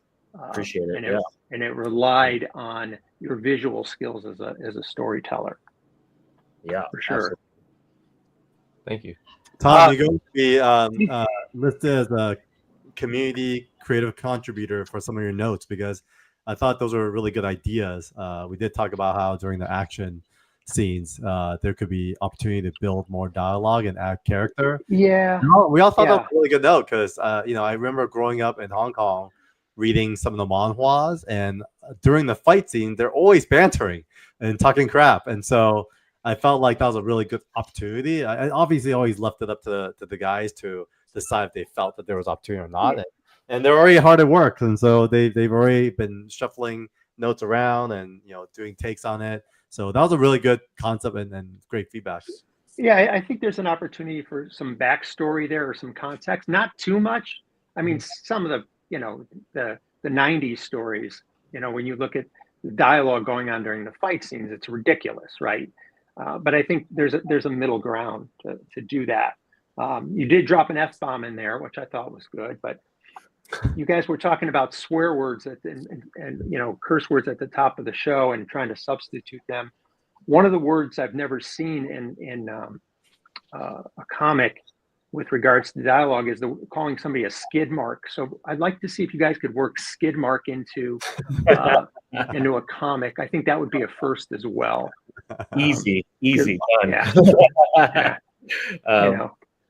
Man, actually, now that we're all talking about like the use of the medium for the story, I actually would love to ask Will like his choice of colors, because like, I think what's fascinating while we're here, I'm hearing this out loud, is like, I think Justin and I, because we're new to this medium, we were a little bit more gung-ho and came with passion of like, let's bend and break rules and see where we can go and bring more of a different kind of angle in. And then Chris has a great fortitude of his foundation, so understands like, hey, like it makes more. I know you want to do this, but we can do this more, and it'll have more impact. And then ultimately, just like any good film, the color just does everything, right? That brings the feeling and the texture. And actually, what a lot of people don't know, we went through a couple rounds of color for this, and landed on some really interesting kind of choices that we did. But Will, what was your kind of intent of all this stuff? It's a good question. Really, especially with the first issue, a lot of it dealt with detail, which I think is sort of a strong suit of mine and a weakness of mine. Like I'll go super realistic with stuff and I'll add a lot of detail, like wood texture to the furniture that was in the restaurant, stone texture to the walls and stuff like that, just to give it that aesthetic feel. And then beyond that, when it came to the action sequences, sometimes I would choose something like red so that it would have that emotional conveyance, the violence that you get with red. Blues for more sorrowful scenes and, cooler scenes and stuff like that. So, there is some old school rules that I follow when it comes to color choices. But like one of the things that I try to emphasize in my work is the realism. Whether I photo reference stuff, it takes time and it's sort of my Achilles heel, but that's what I do. It's adding texture, it's adding details. It's like Tom mentioned with Watchmen, it's interesting because I was that kind of person coming up too when I picked up comics. I wasn't just a one-time reader. I would just go back and just pick, like Watchmen's the perfect sort of Easter egg book, because you go back and you look for like subtle little, information within the panels and stuff like that. So I try to lend that, but in the sense of color. Yeah, I mean, So, you did. yeah, thanks. That's great, the reason man. I choose some of the colors, and like coming up, I was a big fan of the stuff in the 80s too, the John Byrne Avengers, John Byrne, Yeah. Fantastic Four, stuff like that. And like a lot of the color palette I choose, it's influenced from that as well. You would have like these progressions in color along with the panels, and that just lent to the storytelling and the emotion that you're trying to convey to the viewer. Yeah. You're not handcuffed by the color palette of the limitations of the paper anymore, too, unlike the 80s, right? True. So you could do a lot more. Exactly. Yeah. The whole digital age, it's a blessing and a curse, because it's like it allows you to do more, but then you're expected, you're almost expected to perform miracles on digitally too. But it's Photoshop is just a tool. It allows you to do things faster, but you still just kind of, it's not a miracle worker either. It's not just to push the one button and the whole thing is done. There still has to be. Like, I think the role of the colorist today almost is like the role of the inker in the 70s and 80s, because the inkers back then would have to work on line weight like that and create a sense of depth and distance. And that's sort of what colorists do now, but we do holds, we do line holds to push stuff back and bring stuff forward and stuff like that. So I think we play that role, as well as putting in the emotion through color as well. Yeah. Carl and I met as collectors of original art at the Baltimore Comic-Con. In fact, I bought this. Speaking of creators, how many of you guys have one of these? Sean made this, right? Yeah, Sean Chen made it. Yep.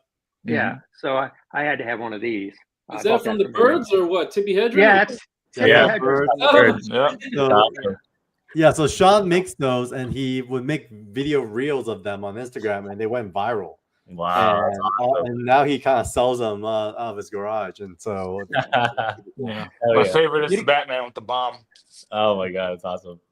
But getting back to collecting art, I have this thing about my art where, especially commissions or splash pages, where I will have blue lines colored, and I won't show it now, but I have a whole, Carl has seen it, I have a whole wall of shelves. You can see some on my art back there. Well, you can't because of the way I'm cropped, but I like to have things colored. I've had stuff colored by a couple pieces colored by Alex Sinclair.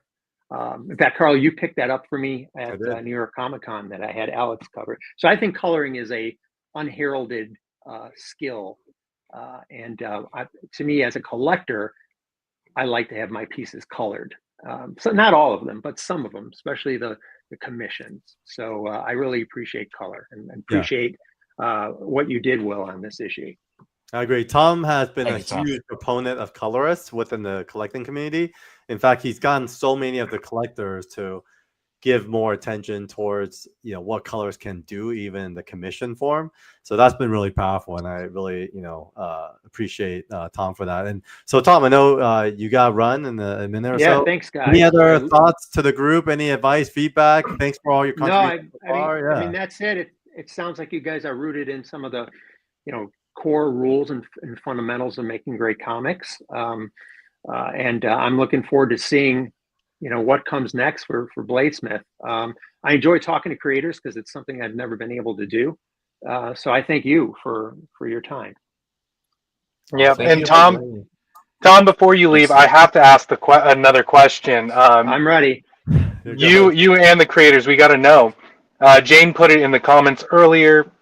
Would you consider a Pop-Tart really just a sweet ravioli? Yes, I would. If you think about it, by definition of a ravioli, yes. I mean, I would imagine the outer shell's the same. You swap out the spinach and mozzarella for jelly, you got a Pop-Tart. What creator team, do you guys have any insight on that as well? It's interesting, by Tom's description, it's almost like a calzone then. I was thinking more like a calzone. I think it's more like sweet calzone. A sweet calzone. Size-wise, a Pop-Tart is closer to a calzone than a ravioli. So yeah, maybe you're right. Thanks, guys. But then there's like fried ravioli, which I guess you could say is a mini calzone. Then I mean, over my head. All right, Tom. Thanks for your time. Appreciate it. We'll see Bye, you later. guys. Thank you. All right. Yeah, no, I think I actually personally think it's more of a calzone than ravioli. But with that said, why don't we do a quick check-in with our Kickstarter? So we're more than halfway through now. I mean, we're probably like 60% through. Thank you everybody for your support. We got the first 40 backers. Obviously, we started a little bit later, had some technical difficulties. So if you haven't done so already, please cut and paste the link and ship it off to your friends. We do have the trailer live now on Instagram. And yeah, we're excited, man. I think this is a great campaign. Like Tom mentioned, this is currently the world's #1 action food fighting comic book in the world. So if you want to be part of the history, it's time for you to back it, and we appreciate every backing at every level. So, guys, how do you feel before we have our next guest on? I think a longtime friend of both Swagger Haas and myself. How are you guys feeling so far this morning? Well, question is that good? The number, first of all, his questions was fucking great.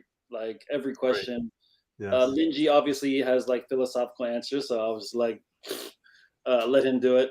But secondly, is the campaign going well? Is this decent? Is this average? Like, I think it's decent. I think we're around the same pace as our last campaign. We did start off a little bit later, and it turns out we were approved for Kickstarter to launch back in October. They actually have been working with us to prioritize the campaign as a tier 1. And in the midst of all of that, I think something went off, and we had to kind of get reapproved again this morning. And so that may like slow us down a little bit, but so far this is pretty consistent with Zero Ghosts. I think Zero Ghosts end up hitting our goal later in the day, right around 2 or 3. So we're kind of consistent to what Zero Ghosts was. So, and I think for us, we did kind of reset the goal to that 7,000 mark, purely based on like economy today. As we all know, it's been kind of weird, so we want to be sensitive to that. So we definitely had adjusted tiers as well as our goals based on kind of where everyone's at. And whatever you guys could do at any level, we truly appreciate it. And congrats, guys, on a Kickstarter launch. before we bring on our next guest, can we talk a little bit more about our Kickstarter tiers? Showcase Sure. Let's do it. some stuff. For you guys just tuning in, hey Chago, I just see you're saying good afternoon to us. Good seeing everybody in this. Yes, Ravdas ravioli is a pasta, but isn't all dough just ready-made pasta? Our reward tiers on this launch, we just kicked off Bladesmith. We're super stoked to have everything going on right now. So if you haven't checked out the Kickstarter, we're live. And yes, you at home, I'm looking at you. We're making eye contact. Need to be a part of this wonderful launch and get yourself into the journey. With the Kickstarter tiers, Carl, take it away. Yeah, so tier 1 is very simply put, issues 1, 2, 3. And why we love this is basically the first half of the story. So if you were to think about a movie, part 1, part 2, this is the first trilogy. Then if you want to upgrade a little bit, one of the popular items from last year with Zero Ghosts was the metal card collector series. And so we're extending that into Bladesmith. Artist edition is always a big thing here. We love great art. We love great stories. And so this is a good way to showcase Kreese's art in seeing issues 1, 2, 3 in raw inks. What's fun about this one is about a year apart for each of these books. So you'll actually see Kreese's personal evolution as an artist. And as a first timer, we are also launching a hollow foil cover. Let me give you guys a quick preview of that. This video has shown to be popular because it shows the shininess, but this is what hollow foil looks like when it comes to that Bladesmith #1 hollow foil cover as well. Super fun. I love stuff like that. And then we're going to get into tier 5, which is original art head sketches, which seems to be popular already because we have a good number of backers at this level. Kreese will sketch whatever character you want onto a head sketch. compliments of Magic Nate himself. He created these custom Master Chef knives. I don't know if any of you guys have it next to you, but let me show Crease's screen real quick. So Crease can showcase what it is. The sick case too. There's a sick case, actual knife. Don't cut yourself, please. We need your hand. So it's a custom knife engraved with the BLADESMYTH logo. It's actually functioning, right, guys? It's a real knife, right? Yeah. I don't think I've used it yet, but it is pretty sharp. I haven't used it yet. Yeah. Okay. Be careful, guys. Don't hurt those hands. Those are the moneymaker. And then tier 7, comic cart art has been a thing recently. Swagger Haas and I went to OAX, and there was a major presence for original art from collectible cards, and so we decided to offer that at tier 7. Each of the characters from the metal cards will be available, and Will literally just finished all the colors for this today, and so they look amazing, and they look freaking amazing. Thank you. Yeah. So here's all the characters, so you can see what they look like on a closer look. These are the characters and their line arts, and then man, Will really kicked butt taking these guys to the next level. Then we went to Crease's vault, and his vault included a number of pages from Iron Man, Fantastic Four, Moon Knight. I believe the Fantastic Four page is gone, and so one of them are gone.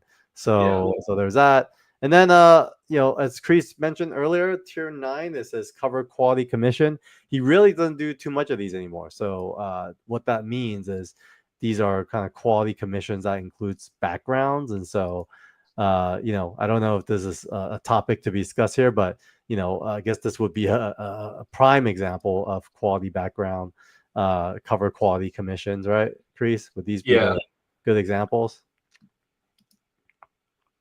Yeah. This would be more a sketch here, right? But you're talking about quality cover commission. So you want it's clear to me why you don't do them anymore. Yeah. Yeah, like my current commissions, if I do a full character, I like block off a section to add like a bit of background. Yeah. But the cover stuff is like full edge to edge kind of full scene kind of thing. So yeah. So you guys heard it here exclusively. He will not do much of these anymore, but he'll do it for the Kickstarter to support the team. And obviously, day 1 backers will have to forever thank you. We have these pages that lives inside our comic books, and these are thank you pages. And this list will only get longer as the community grows. So thank you for that, folks. Those are all the tiers. And with that said, let's bring on our next guest. And before I bring him on, I want to mention he's a longtime friend.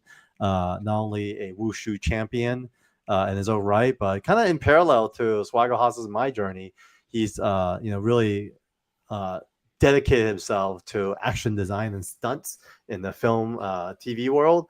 So let's all welcome Alfred Sang. What's up, my brother? Hey, what's up, guys? What up? What's up? Yeah, what's up, Carl? What's up, guys? What's up? So if you don't mind, maybe give us a little intro background of your journey.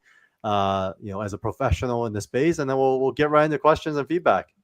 Sure. Yeah. So thanks for the intro earlier. I got heavy into martial arts, growing up watching, Jackie Chan and Jet Li films. So it was a super, fan of theirs, and kind of led me on my martial arts journey. Ended up training around the world, competing in wushu around the world, won a world championship, ended up kind of executive assisting for Jet Li. And through that, really getting to learn the film scene out in Hong Kong, China, in Greater Asia. Eventually, I got to work on the Jackie Chan stunt team on a movie called Dragon Blade. And I just started working in Asia, LA. LA is where it's like my home base. And just continued into my craft from pure martial arts side of things to stunts, action design, fight choreography, stunt work, stunt coordinating overall, and ended up doing some great projects. Was a stunt double on Everything Everywhere All at Once. Got killed a couple times in Bullet Train. Bunch of fun projects, and recently just got back from Sundance where I had a film that I had stunt coordinated. Yeah, and I mean, beyond just all the on-screen experience. And it's fun because seeing Alfred's Instagram, you kind of see the behind the scenes of like I think you were the grandpa on the wheelchair for everything everywhere all at once, right? You like flew off the chair. Yeah, that was hilarious. I joke with people. I'm like, hey, you guys might recognize me. Yeah. Yeah, because I was stunt doubling. But yeah, I actually had to shave my head to double James Hong for that because he had just like a little bit of hair here, and we just shaved it. They put a little wig on the side. So super fun project, great team, and yeah, it was fun all around. So why I thought it would be fun for Alfred to join us today is, we've covered a ton of topics, and it's funny because actually Swaggerhouse brought up Alfred's name because he was like, someone who loves like fighting and food, Alfred. I was like, wait, I didn't. And then Alfred, we had lunch, and then you were like, dude, I'm into comics, and you start naming off all the comics you read, and you're like pretty kept up. And I was like, dang, I know you're in comics too. We gotta chat, and so I want you to come on, chat with the creator team. I think a lot in common as well because we all love these different mediums that that informs us of not just our childhood, but in our lives professionally. But one of the things that you did was also doing action design for the Airbender series, the animated side. So you were the guy who basically worked with all the creatives on how to draw certain action scenes, suggestions on like action ideas. I remember, working over at Danlin's office when they were working on the live action. I saw some of your previs work. I was like, hey, that's Alfred. I know that guy. And so it was kind of cool seeing that as well because we didn't fully stay in touch as far as what we're doing industry wise, but it was cool to cross paths in that way. So yeah, would love your initial thoughts and ideas and any questions for the team at Bladesmith. And yeah, let's start with that. Yeah, I think that all that stuff that you mentioned was super cool. I I was involved with early on with some of the development and previous stuff with like the Netflix stuff with Avatar, but eventually I kind of did transition to helping, and I won't go too much into it, but on the animation side, which is where I think when we all caught up, I learned so much and just got deeper and deeper into like action design and also kind of like keyframes or poses, and storyboarding and all that. So like in the past few years, I've definitely had my hands more involved with action in relation to animation or art. So yeah, I think I got this right here. Nice. And yeah, I've been like, I just thought I'd bust out. Like I have like all my other, just like all these like comic books. Oh wow! Got the Bloodshot too. Oh my god! Nice. I was a huge Valiant fan. Bloodshot. Us too. Hardcore. All of that. So seeing this, like I love the art.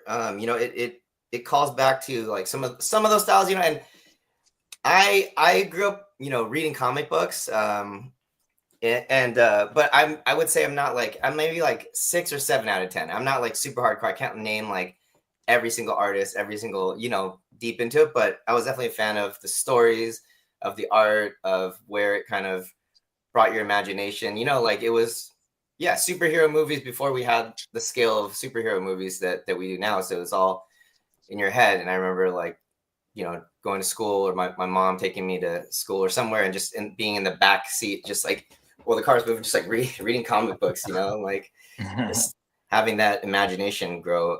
But yeah, I think the art is awesome, and I don't know. Yeah, I like the kind of like the crispness of like the lines and the shapes, and and of course, like once you bring it into the world of food, I'm not like a chef or anything, but I'm a huge fan of. Like I watch like a bunch of food shows, and I'm just personally into, like I think it stemmed from, if you're a martial artist, you start to analyze things like, what am I eating? What am I putting into my body? But then it kind of grew beyond that of, wow, like there's a certain way to prepare this. There's a creativity involved, and all these like cooking shows, like the competitive side of things, like you see how people can like one up each other in creating food, like there's like a normal way to whatever, make dumplings or make whatever dish, and everyone who's studied up on it probably knows how to make it a certain way, but then you kind of see how someone is able to challenge that, like the standards, and go beyond that and become more creative. And I think that's the same thing in action. There you go, dumplings right there. Into martial arts and action design. You know there's a jab cross or something like that, or you've seen a lot of like pop pop 1 2 block block. But how can we use those ingredients, those fundamentals, and make it more unique? Like, do we change the rhythm of it? Like, instead of ba ba, is it like ba ba, or is it like a fake out boom? It's really, I'm using the same ingredients just like in cooking, but maybe if they're focusing more on a new approach to heat in a dumpling dish, where normally you might dip it in chili sauce, but now I'm putting certain chilies in the dumpling itself. So that's kind of what I love about, I think, food, martial arts, action design, creativity. All of these things kind of go hand in hand. But yeah, going back to the comic, like I said, the second that I heard, action, martial arts, and food, I was sold, because like those are the things that I love. Yeah, in fact, there's the #1 fight and food comic in the industry today. So welcome to BLADESMYTH. So any question for Alfred, guys? Any immediate reactions? I do want to know, Alfred, do you think a hot dog is a sandwich? Oh my gosh. Okay, I guess like short answer, I'll say yes. Short answer, I'd say yes, because you have the bun or bread and meat. You're basically sandwiching two things together. And like my mom would actually make hot dogs and then toast kind of like French bread, or kind of a baguette type of thing. And then the hot dog itself, she'd slice in half, and after it was already properly cooked, kind of like sear the bottom, and then on top, on the bread itself, put some like ketchup or a little bit of sauce, and then maybe like a piece of lettuce or something, and then it's pretty good. I mean, so like the lines of hot dog, like just the traditional hot dog in this shape, if you just tear that in half, like tear it apart, and then basically just smush it like this, and then if you flatten the dog itself or just alter it, then you got meat and a bun. And I mean, to me, that's a sandwich. And also, I think like traveling the world, like I forget where, but somewhere in Europe, like there's things that are like pretty similar. They're like hot dogs or sausage or something, but they're sandwiches. There's mustard, ketchup, and like sometimes, like I said, it's either sauerkraut or lettuce or something like that. So I mean, once it gets there, like, how is that not a sandwich? Like to me. Chat, what do you guys think is a hot dog, a sandwich? Alfred, I appreciate that. Creator team, Carl, Swag, what do you guys think? Hot dog, sandwich? I can't see a hot dog being a sandwich. I think it's I just gotta know how are you choosing these options of questions to come up with, bro? You feel me? I think, where is he pulling from? I don't know where he gets it from either. But I have to say, I mean, there's some big news on social media. There's a very special backer that basically announced on social media that he did back Kickstarter, BLADESMYTH Kickstarter on day one. So we appreciate that, Kendrick. We know it was a tough Super Bowl performance. We loved it. Very artistic, and happy to have you on board. I think he could have used a little more action design for his set. I think he needed a little more flair.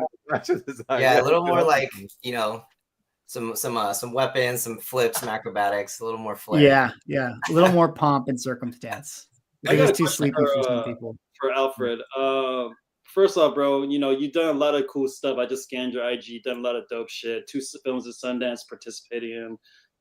Don't take that lightly.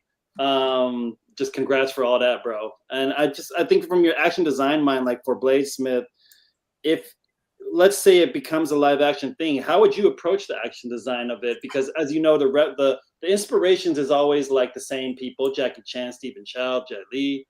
But like those are older models. Like if someone like yourself with all your expertise, how would you approach the action design for something like that? Great question. I mean, I would definitely get in the lab, like kind of get into a certain headspace, try to maybe meet up with a I guess some stunt team members, and I would really sit down and brainstorm. But off the top,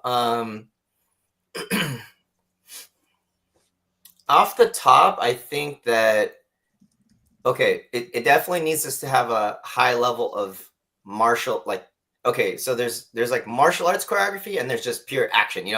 Action could be, car crashing through the window, explosions, guns, shootouts, a bunch of stuff. But I definitely think, with the title like Bladesmith and kind of seeing, like kind of the story and the background of these people, like they should have a high technical level of martial arts. So that's one place I'd start. Of course, kind of like the Jackie Chan, Donnie Yen, with their high-paced rhythm style, it's like, like kind of like multiple beats or half beats and stuff like that. In terms of just like that, I would definitely, find some kind of inspiration or lean a little bit more towards, like, I guess the Hong Kong side of action. But yeah, I think mixing as much grounded, like realism within it, while still keeping the tone, because it is a comic book and still we can elevate the action. Like, so we wouldn't stay grounded in, like there's that balance you want to play as a stunt coordinator, fight choreographer, whatever, because like you can already hear those voices in the comment section, like, that would never work, bro. Like you can kind of hear when when someone would say that, but you also have like a different audience group that is going to be wowed by someone doing a double B twist or cork or something kind of fantastical. So like you have to find that tone and when it makes sense. Like back when tricking started getting super popular, I think whatever excuse people could throw in the film to do like a cool trick just for the visual, like, wow, if you shoot it in slow-mo, like capture the movement, like it's beautiful, But I think as creatives got more, like had more ingenuity, you have to find like real reasons for someone to end up doing such a move. Like it's not just doing a flashy move and then like Harrison Ford, he just like shoots you kind of thing. It's you have to really work it into the choreography seamlessly, but kind of in a scale that's believable. But going back to that, you still have to have the wow moments, the exciting, you still have to realize like, hey, this is entertainment, and putting something on a big screen, like when you go too realistic, sometimes you never know, but sometimes things are not as exciting. And again, because of the world that we're in, it's a comic book, and there's like some superhuman or fantastical elements, then I think it gives you that freedom. But also, okay, I would definitely, like, I'm not that deep into the thought process yet, but I definitely would like to mirror elements of cooking into the fighting.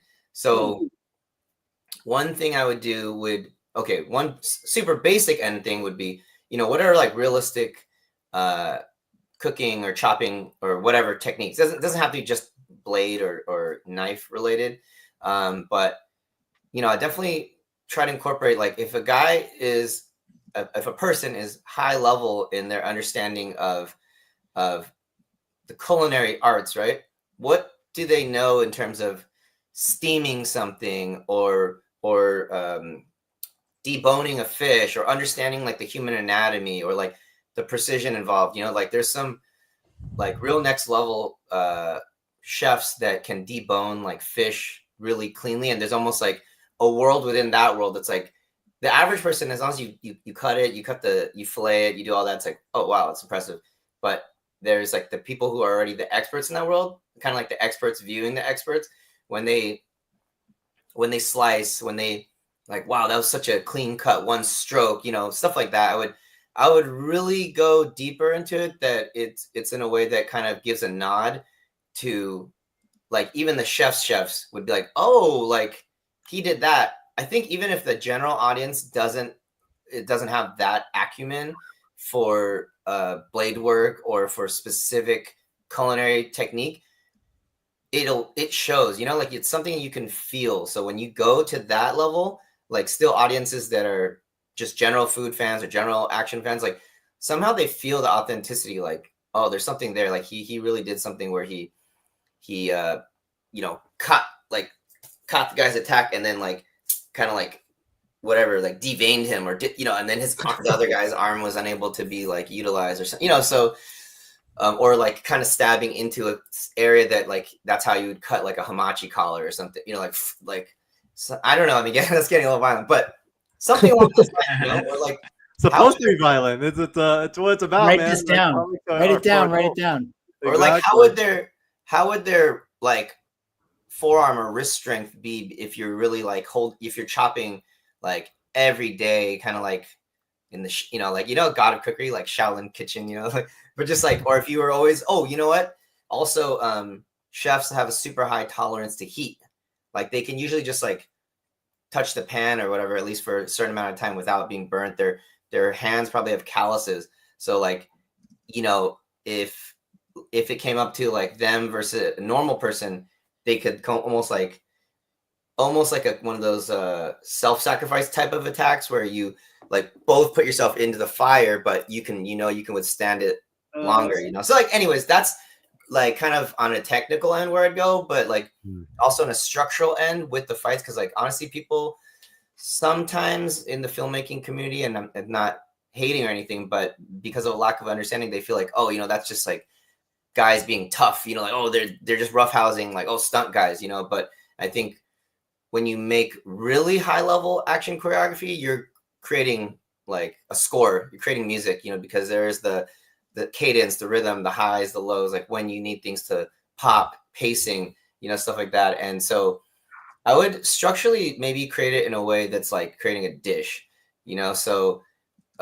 in the fight itself, I don't know how that would play out, like that's a much more in-depth thing, but I think like I would at least, let's say there's like 3 major epic fight scenes in the film, then I would probably like try to structure it in a way where it feels like, how does like a cooking competition start, or in the fight process, you know, like what I love about certain anime is not just the fighting part, but the cerebral part. Like how do they one up each other? Like he's doing straight on attacks, but then someone else is kind of doing more, you know, cloak and dagger, you know, things. And then how does the other person one up that, you know? So I would incorporate that, but like, how do we do it in cooking? You know, like when you prepare your dish, but then when you take a bite, the juices actually drip into the rice and creates a sauce, and it's like, oh, pff. So I would do that with like the fighting as well. Like you think I'm trying to like stab you, but because I miss, I puncture something else, and it almost like trying to mirror that, like, you know, Food Wars. If you watch like Shokugeki no Soma, like Food Wars. No, we love Food Wars, and I think it's one of the bigger inspiration for this comic. And no, thanks for that, Alfred. Definitely. I went off there, but no, it's really it was amazing. That's what we wanted. We wanted to hear the expertise. Deep, you know, it's not easy. And so I want to highlight a couple individuals. Mr. MC1, who's a big supporter. He loves Kreese's work as well, and Thank you, David Yu, CEO of Vivi, has always been a great supporter as well. And then Alfred basically described alternate hot dog in a sandwich format, which is awesome. It's the real question: why put a round pizza into a square box and cut in a triangle? That's interesting as well. Yep, Stingray also love Food Wars. So with that said, we are going to do another giveaway. So while we have Alfred here, let's just figure out who is going to be our winner. We already pulled entries. This time, no hashtag needed. If your name comes up, you are the winner. And reach out to us to let us know what you're here to collect. And we are giving away. I will show what we're giving away after we pick the winner. All right, Jason Pena. Yay! Congrats. I don't know you, but you're the lucky winner of Evermind #1 9.8 Signature Series. That's a dope. Nice. That's a great gift. We were gonna give this away during Sean's time here, but you know, we were running a little behind, and he also blessed us with the major launch. And so we had to give more attention to that. So Mr. Pena, please email hello@247comics.com to collect your winning. So here we are, guys. 44 backers, 4755. You should refresh it. Oh, let me refresh it. 5335. Yeah, hit refresh. Okay, so we Refresh are that at, it's over. oh shoot, Yeah. 535. Yeah. Congrats, guys. Woo! Also have to say thank you for Kickstarter. They have featured us as Oh, sick. Dude, what's that's hot awesome. today, Shut and so up, shut we're the first one featured here, guys. Let me see. I know how to Reloaded, back a winner. 58% funded, right next to the Sword of Choi series. So interesting. This whole kind of fantasy drama that's happening. But here we are, guys. If you haven't seen the trailer yet, check out the trailer. Directed, produced by Swaggle Haas himself, and Alfred, thanks for making time. I know we're kind of winding up on your time here. Any last comments or feedback for the guys? And we love having you on and sharing your expertise. We really appreciate it, guys. You guys did an amazing job. I'm super excited to kind of see how the story continues to unfold. Obviously, see a little. I love the representation. Seeing kind of like, nice. Asian food, some Chinese food getting some love in the comic, and definitely kind of something you didn't see as much in like those prime days, like in the 80s when I was growing up reading comics. So keep it up. I'm really excited on the story, the art. If you guys want to chat further, us aside, action stuff. I mean, it's looking great, but love to pour some of my passion and interest for both food and action and martial arts design into it. So hope the Kickstarter continues to keep rocking, and thank you guys for having me on. Thanks, Alfred. Thanks, Alfred. Appreciate it. Please stay on to load your video. All right, guys. How you guys feeling, man? I mean, we're here. I think Chris, I don't know if you want to draw more. I think you want to talk about some progress here made with your piece. Oh, I think this is done. So I just need to scan it and then send it to Will, if you don't mind adding some of your spark and color to it. Guys, I think we're gonna hit the goal today. I love it. Amazing. 5335. I think we hit our goal around 2 p.m. PST on the last Kickstarter. So I think we're on track. And so pretty exciting times, guys. How do you guys feel? Great. Yeah, this is fun, man. It's cool seeing the number go up. It's fun. It's cool to hear people in the community and the way they talk about it. I think that's been very how you guys talk about the medium. I think it's really fucking dope. Yeah, definitely get very good feedback too, from everyone. So yeah, I think I'm a fan of like IP going through iterations, because if you think about even what Tom was saying earlier, like in the 80s set a really strong foundation for comics. But I do feel like the 90s was able to kind of explode into a larger audience. Then they kind of experimenting a lot too in the 90s, where like there were a lot of crap that didn't work, but there was also some gems that did work, right? And so I do feel like it takes time for an IP to resonate, and it takes a village. I think it does. Like, I don't think Spider-Man would be the version of Spider-Man we know today if not for all the iterations I went through the years since the character was created, and same for Batman, right? I don't think Christopher Nolan's Batman came around overnight. It's nowhere near the first iteration of Batman. It was through a lot of contribution through time that helped massage it into who he is as a character. I mean, what are your thoughts about that, Swag? I mean, you collect a lot of vintage comics, and you're into modern as well. Yeah, it's a process for sure. I mean, I feel like now it's like in culture, everyone just has a collective understanding of who Bruce Wayne is and who Peter Parker is. But like you said, the characterization evolved over time, and I think with current comic books now, like the stuff that was done in the 80s and the trailblazers of the image guys in the 90s and stuff, like that was for sure a moment in time. But there's still a lot of really great creative work that is being done now. It's just harder to find, and it's really hard to break through and get people on board. But that's why you do, Kickstarters like this, and you find your audience, and you get people who have like, someone like an Alfred who comes with a martial arts background, but he's like, oh, I haven't been reading comic books, but this is interesting. And then everyone kind of puts in their little creative feedback, and there's a community around it. And that's really, I think, the model these days. And it's cool. You kind of build it out from here, and you get people to become fans of the property, and they give you feedback, and they inform each other. And, who knows what Bladesmith is a year from now, or 5 years from now, or 10 years from now. Yeah. And thanks, Carl and the team, for putting such a great kind of like panel of like guests and stuff. Everyone was amazing. So Also takes a village. Thanks to Mary, holds it down as far as Jane. Mary, Jane, Magic Nate over here. Sarah's going through some family stuff, so let's send great wishes to Sarah and good vibes to her. But as a creator team, like, why don't we kind of wrap it up? I mean, we have about 20 more minutes. We'd love some kind of closing thoughts and statements to the folks out there. Before we do that, Carl, we should actually set up. We do have one more giveaway to do. We're not done yet. That's right. You folks at home, I'm here. We'll get nice and personal, okay? You folks at home, you guys need to make sure you are tuned in to everything 24/7 Comics. We are live on Kickstarter with Bladesmith right now with the creator team.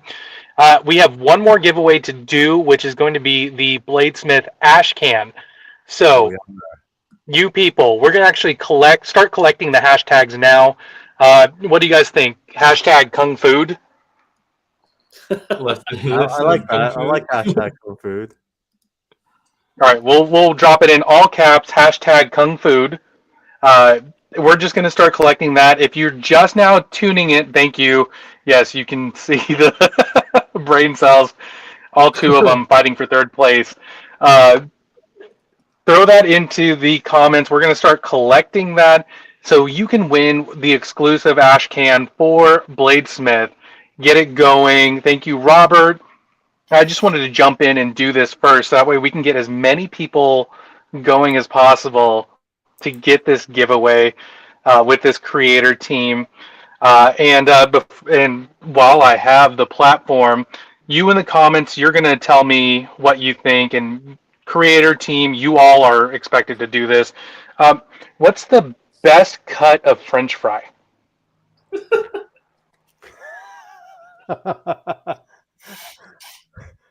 I like crisp cut. I actually like In-N-Out fries the best. But as a kid, I love crisp fries. Okay, so like In-N-Out shoestring fries. Okay, I respect that. I'm a major fan of like the waffle fries, especially like Chick-fil-A waffle fries. What about the rest of you? Swaggle House, Will, Linji, Justin, Crease. Steak fries, probably like y'all know the hat. Like them fries is pretty good. Ooh. That they swear by that forever. That's a SoCal thing, I think. The hat. It's not anywhere outside here. But them thick steak fries is the best for me. All right, folks. While everyone's answering about the fries cut, make sure you put in hashtag Kung Food if you want to try to win this Bladesmith Ash Can. Robert's a good friend as well, and so welcome, Robert. Thanks for the support. So this is one of 100. So we printed 100 copies for Comic Art Fans OAX Expo and limited to 100 copies. This Ash Can will not appear again in a future issue. And based on some feedback, the final go to press copy may have some additional cool stuff in this book. So here's your chance, folks. Hashtag Kung Food. We're collecting. We got 8 entries. So those of you who aren't paying attention, go ahead and hashtag Kung Food before we do the drawing. So with that said, I want to go around and do a bit of a closing statement from everybody. Let's go with like what Bladesmith means to you and why someone who is just coming across this Kickstarter should back it. So why don't we start with you, Justin? You're the guy with that where it all started. So I'll pass to you. Yeah, you said what it means to me and why people should back it. Yes. I think what it means to me is because it's a germ of an idea of a concept that has taken on a life of its own, and I think that's what's been very satisfying in a lot of ways. I think working in the film industry, TV industry, 90% of what you do never makes it anywhere. We all know this. It doesn't happen. So to see something like this I've always been an original ideas person, and this is an industry that functions less so on that, more and more every day. So to see an original idea that came from a germ of idea I had has been fulfilling personally in a lot of ways. But I think the best kind of art is personal meeting commercial, and this has the hook.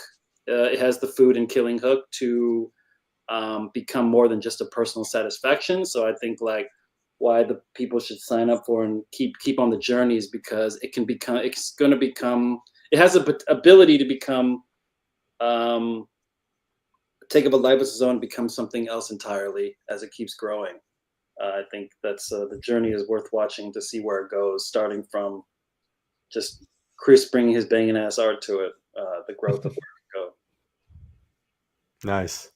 Be part of the journey, folks. Back to Kickstarter today. And if you missed it earlier, hashtag Kung Food if you want to join in on our giveaway for the BLADESMYTH ash can. Thanks, Justin. Lindsay, I'll pass it to you. Make sure it's all caps when you put hashtag Kung Food, all caps. All caps, please. Yeah, I think it's similar to Justin, to piggyback off what he was saying of how I think it's always exciting to see an idea come to life, and especially when it's an original idea. We work in a world where it's so difficult to get anything made. So to see something that never existed to come out and be in existence is such an exhilarating thing to be part of, and to be proud of the team that kind of like worked on it.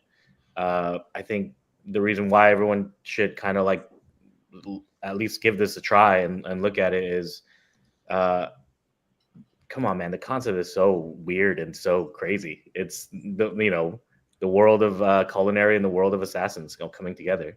What could happen?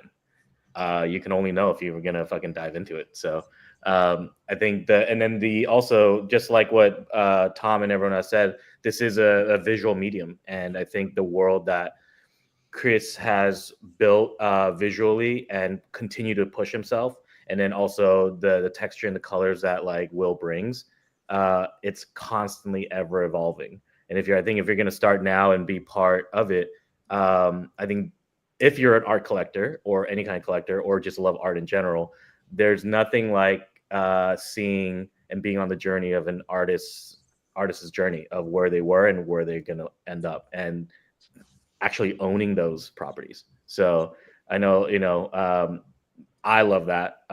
And so like, if you're part of that community, please join in. It'll be really fun. Awesome.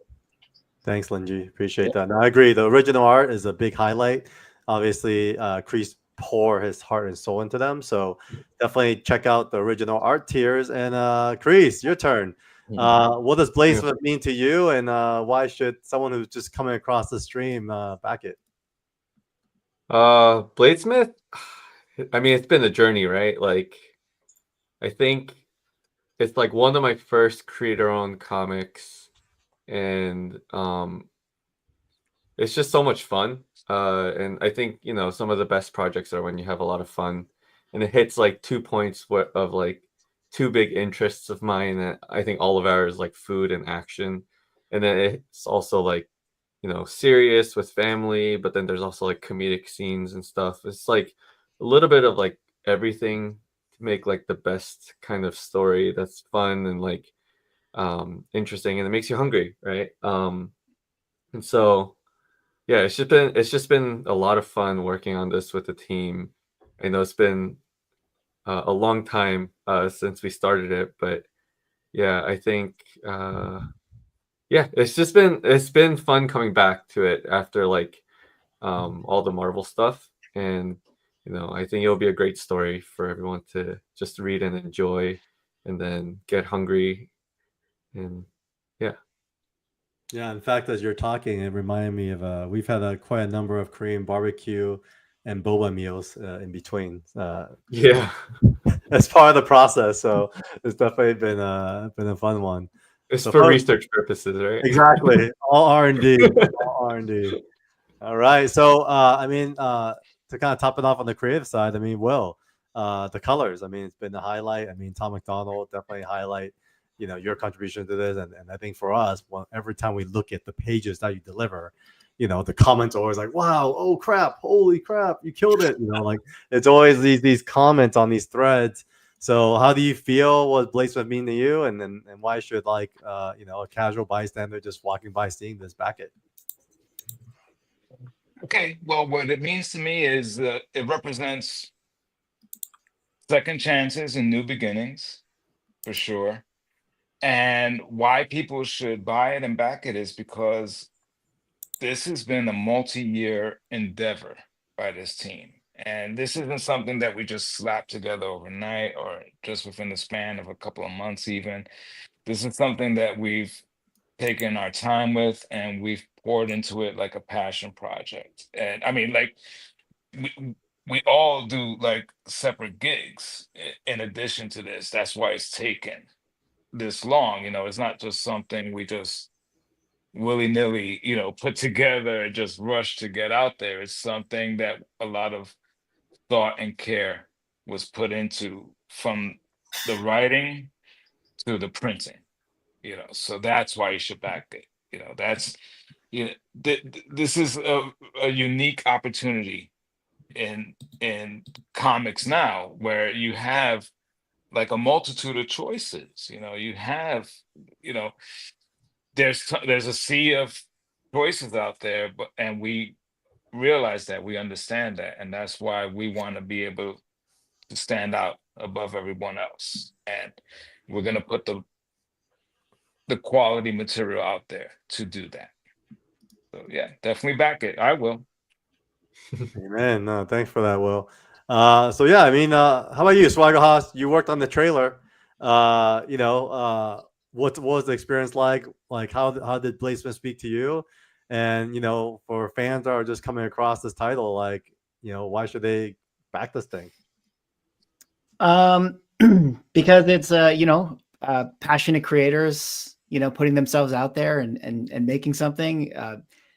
For those who don't know, I have a film background. I do a lot of screenwriting now. I write all the time for animation and things like that. But I started my YouTube channel about comic books during lockdowns when I couldn't create. I'm somebody who has to create something, and to the point of what the guy said, in film and TV, you don't always get that opportunity. So it's really special when you actually get to put a project together and actually get to see it fulfilled and get it out into people's hands and get direct feedback.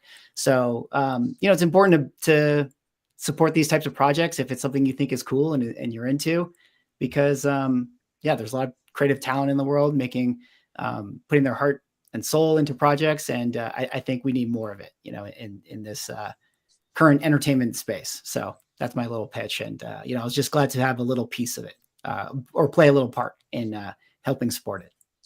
Agree. Swagger House has been an intricate part of our campaigns since the beginning. And so thank you folks for tuning in today. I'm going to pass this off to Magic Nate to facilitate our giveaway. And in case you're wondering what we're giving away, we are giving away this Bladesmith ash can.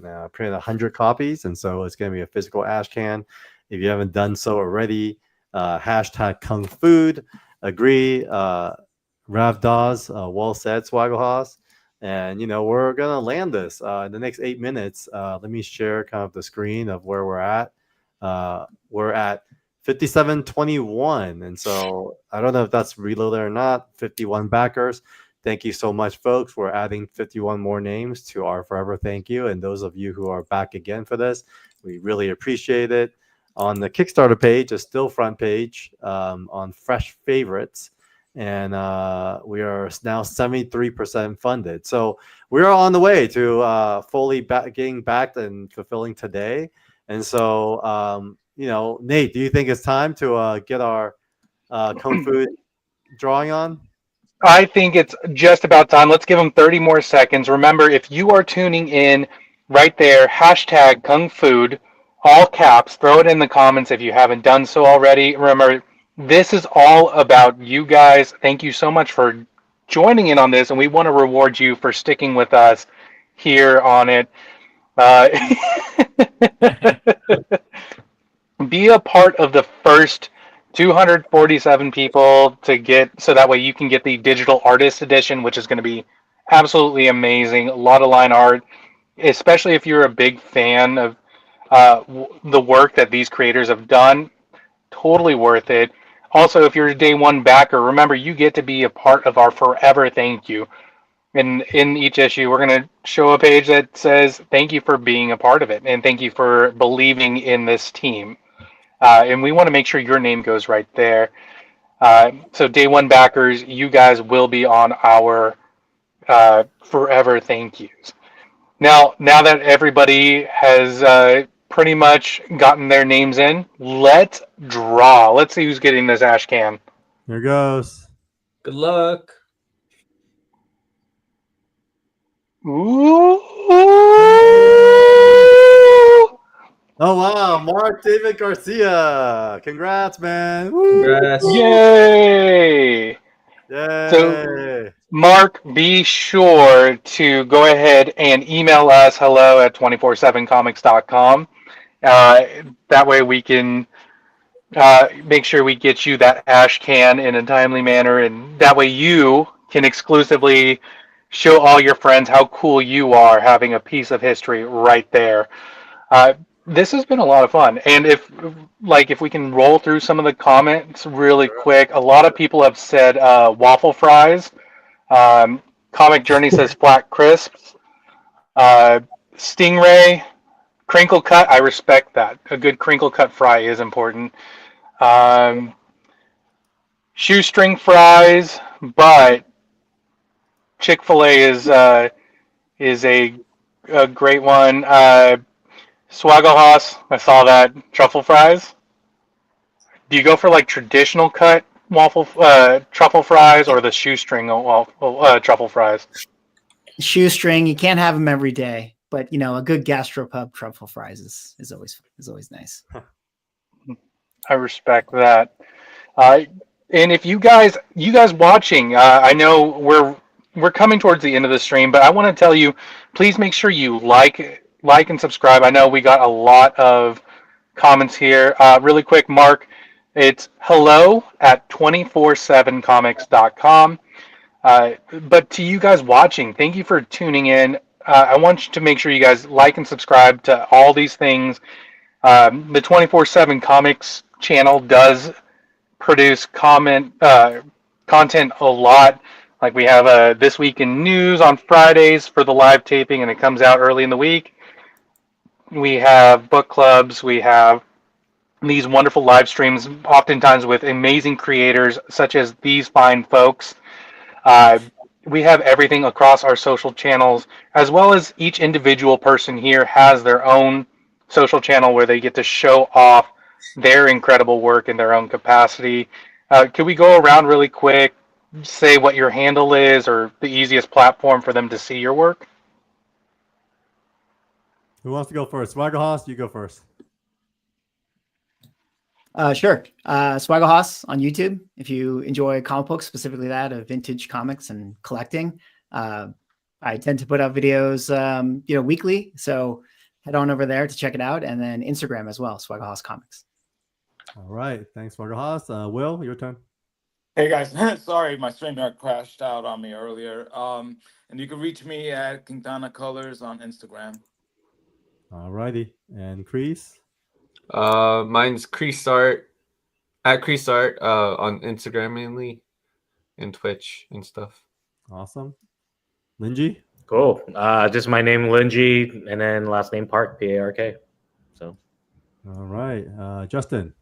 Chaos Pharmacy on Instagram, exactly how it sounds. Pharmacy. I'm Carl Choi. It's Carl Choi, my name, at all handles. And with that said, guys, we are closing this out at 59:01. All right, folks, let's get us to 6,000. We're very, very close, guys. Yeah. So we will fill today. We will hit our goal. So we thank you. Hell yeah. We know there's so many choices out there, and for you guys to choose us and this creator team in the back, we really appreciate it. So on behalf of the team here and 247 Comics, let's send you guys off, and thanks for joining us on this stream. And thank you guys. Thanks, folks. Thanks We so have much, guys. 30 more days to go. So tell our friends, send the link around, and make sure everyone knows about BLADESMYTH. My partner Amy just backed it too, so shout out Amy J, man. Yo. Amy. Amy. And everyone stay on while you upload your content. So creator team, don't leave yet, but we're going to end the stream. Thanks, guys. Thank you. All right.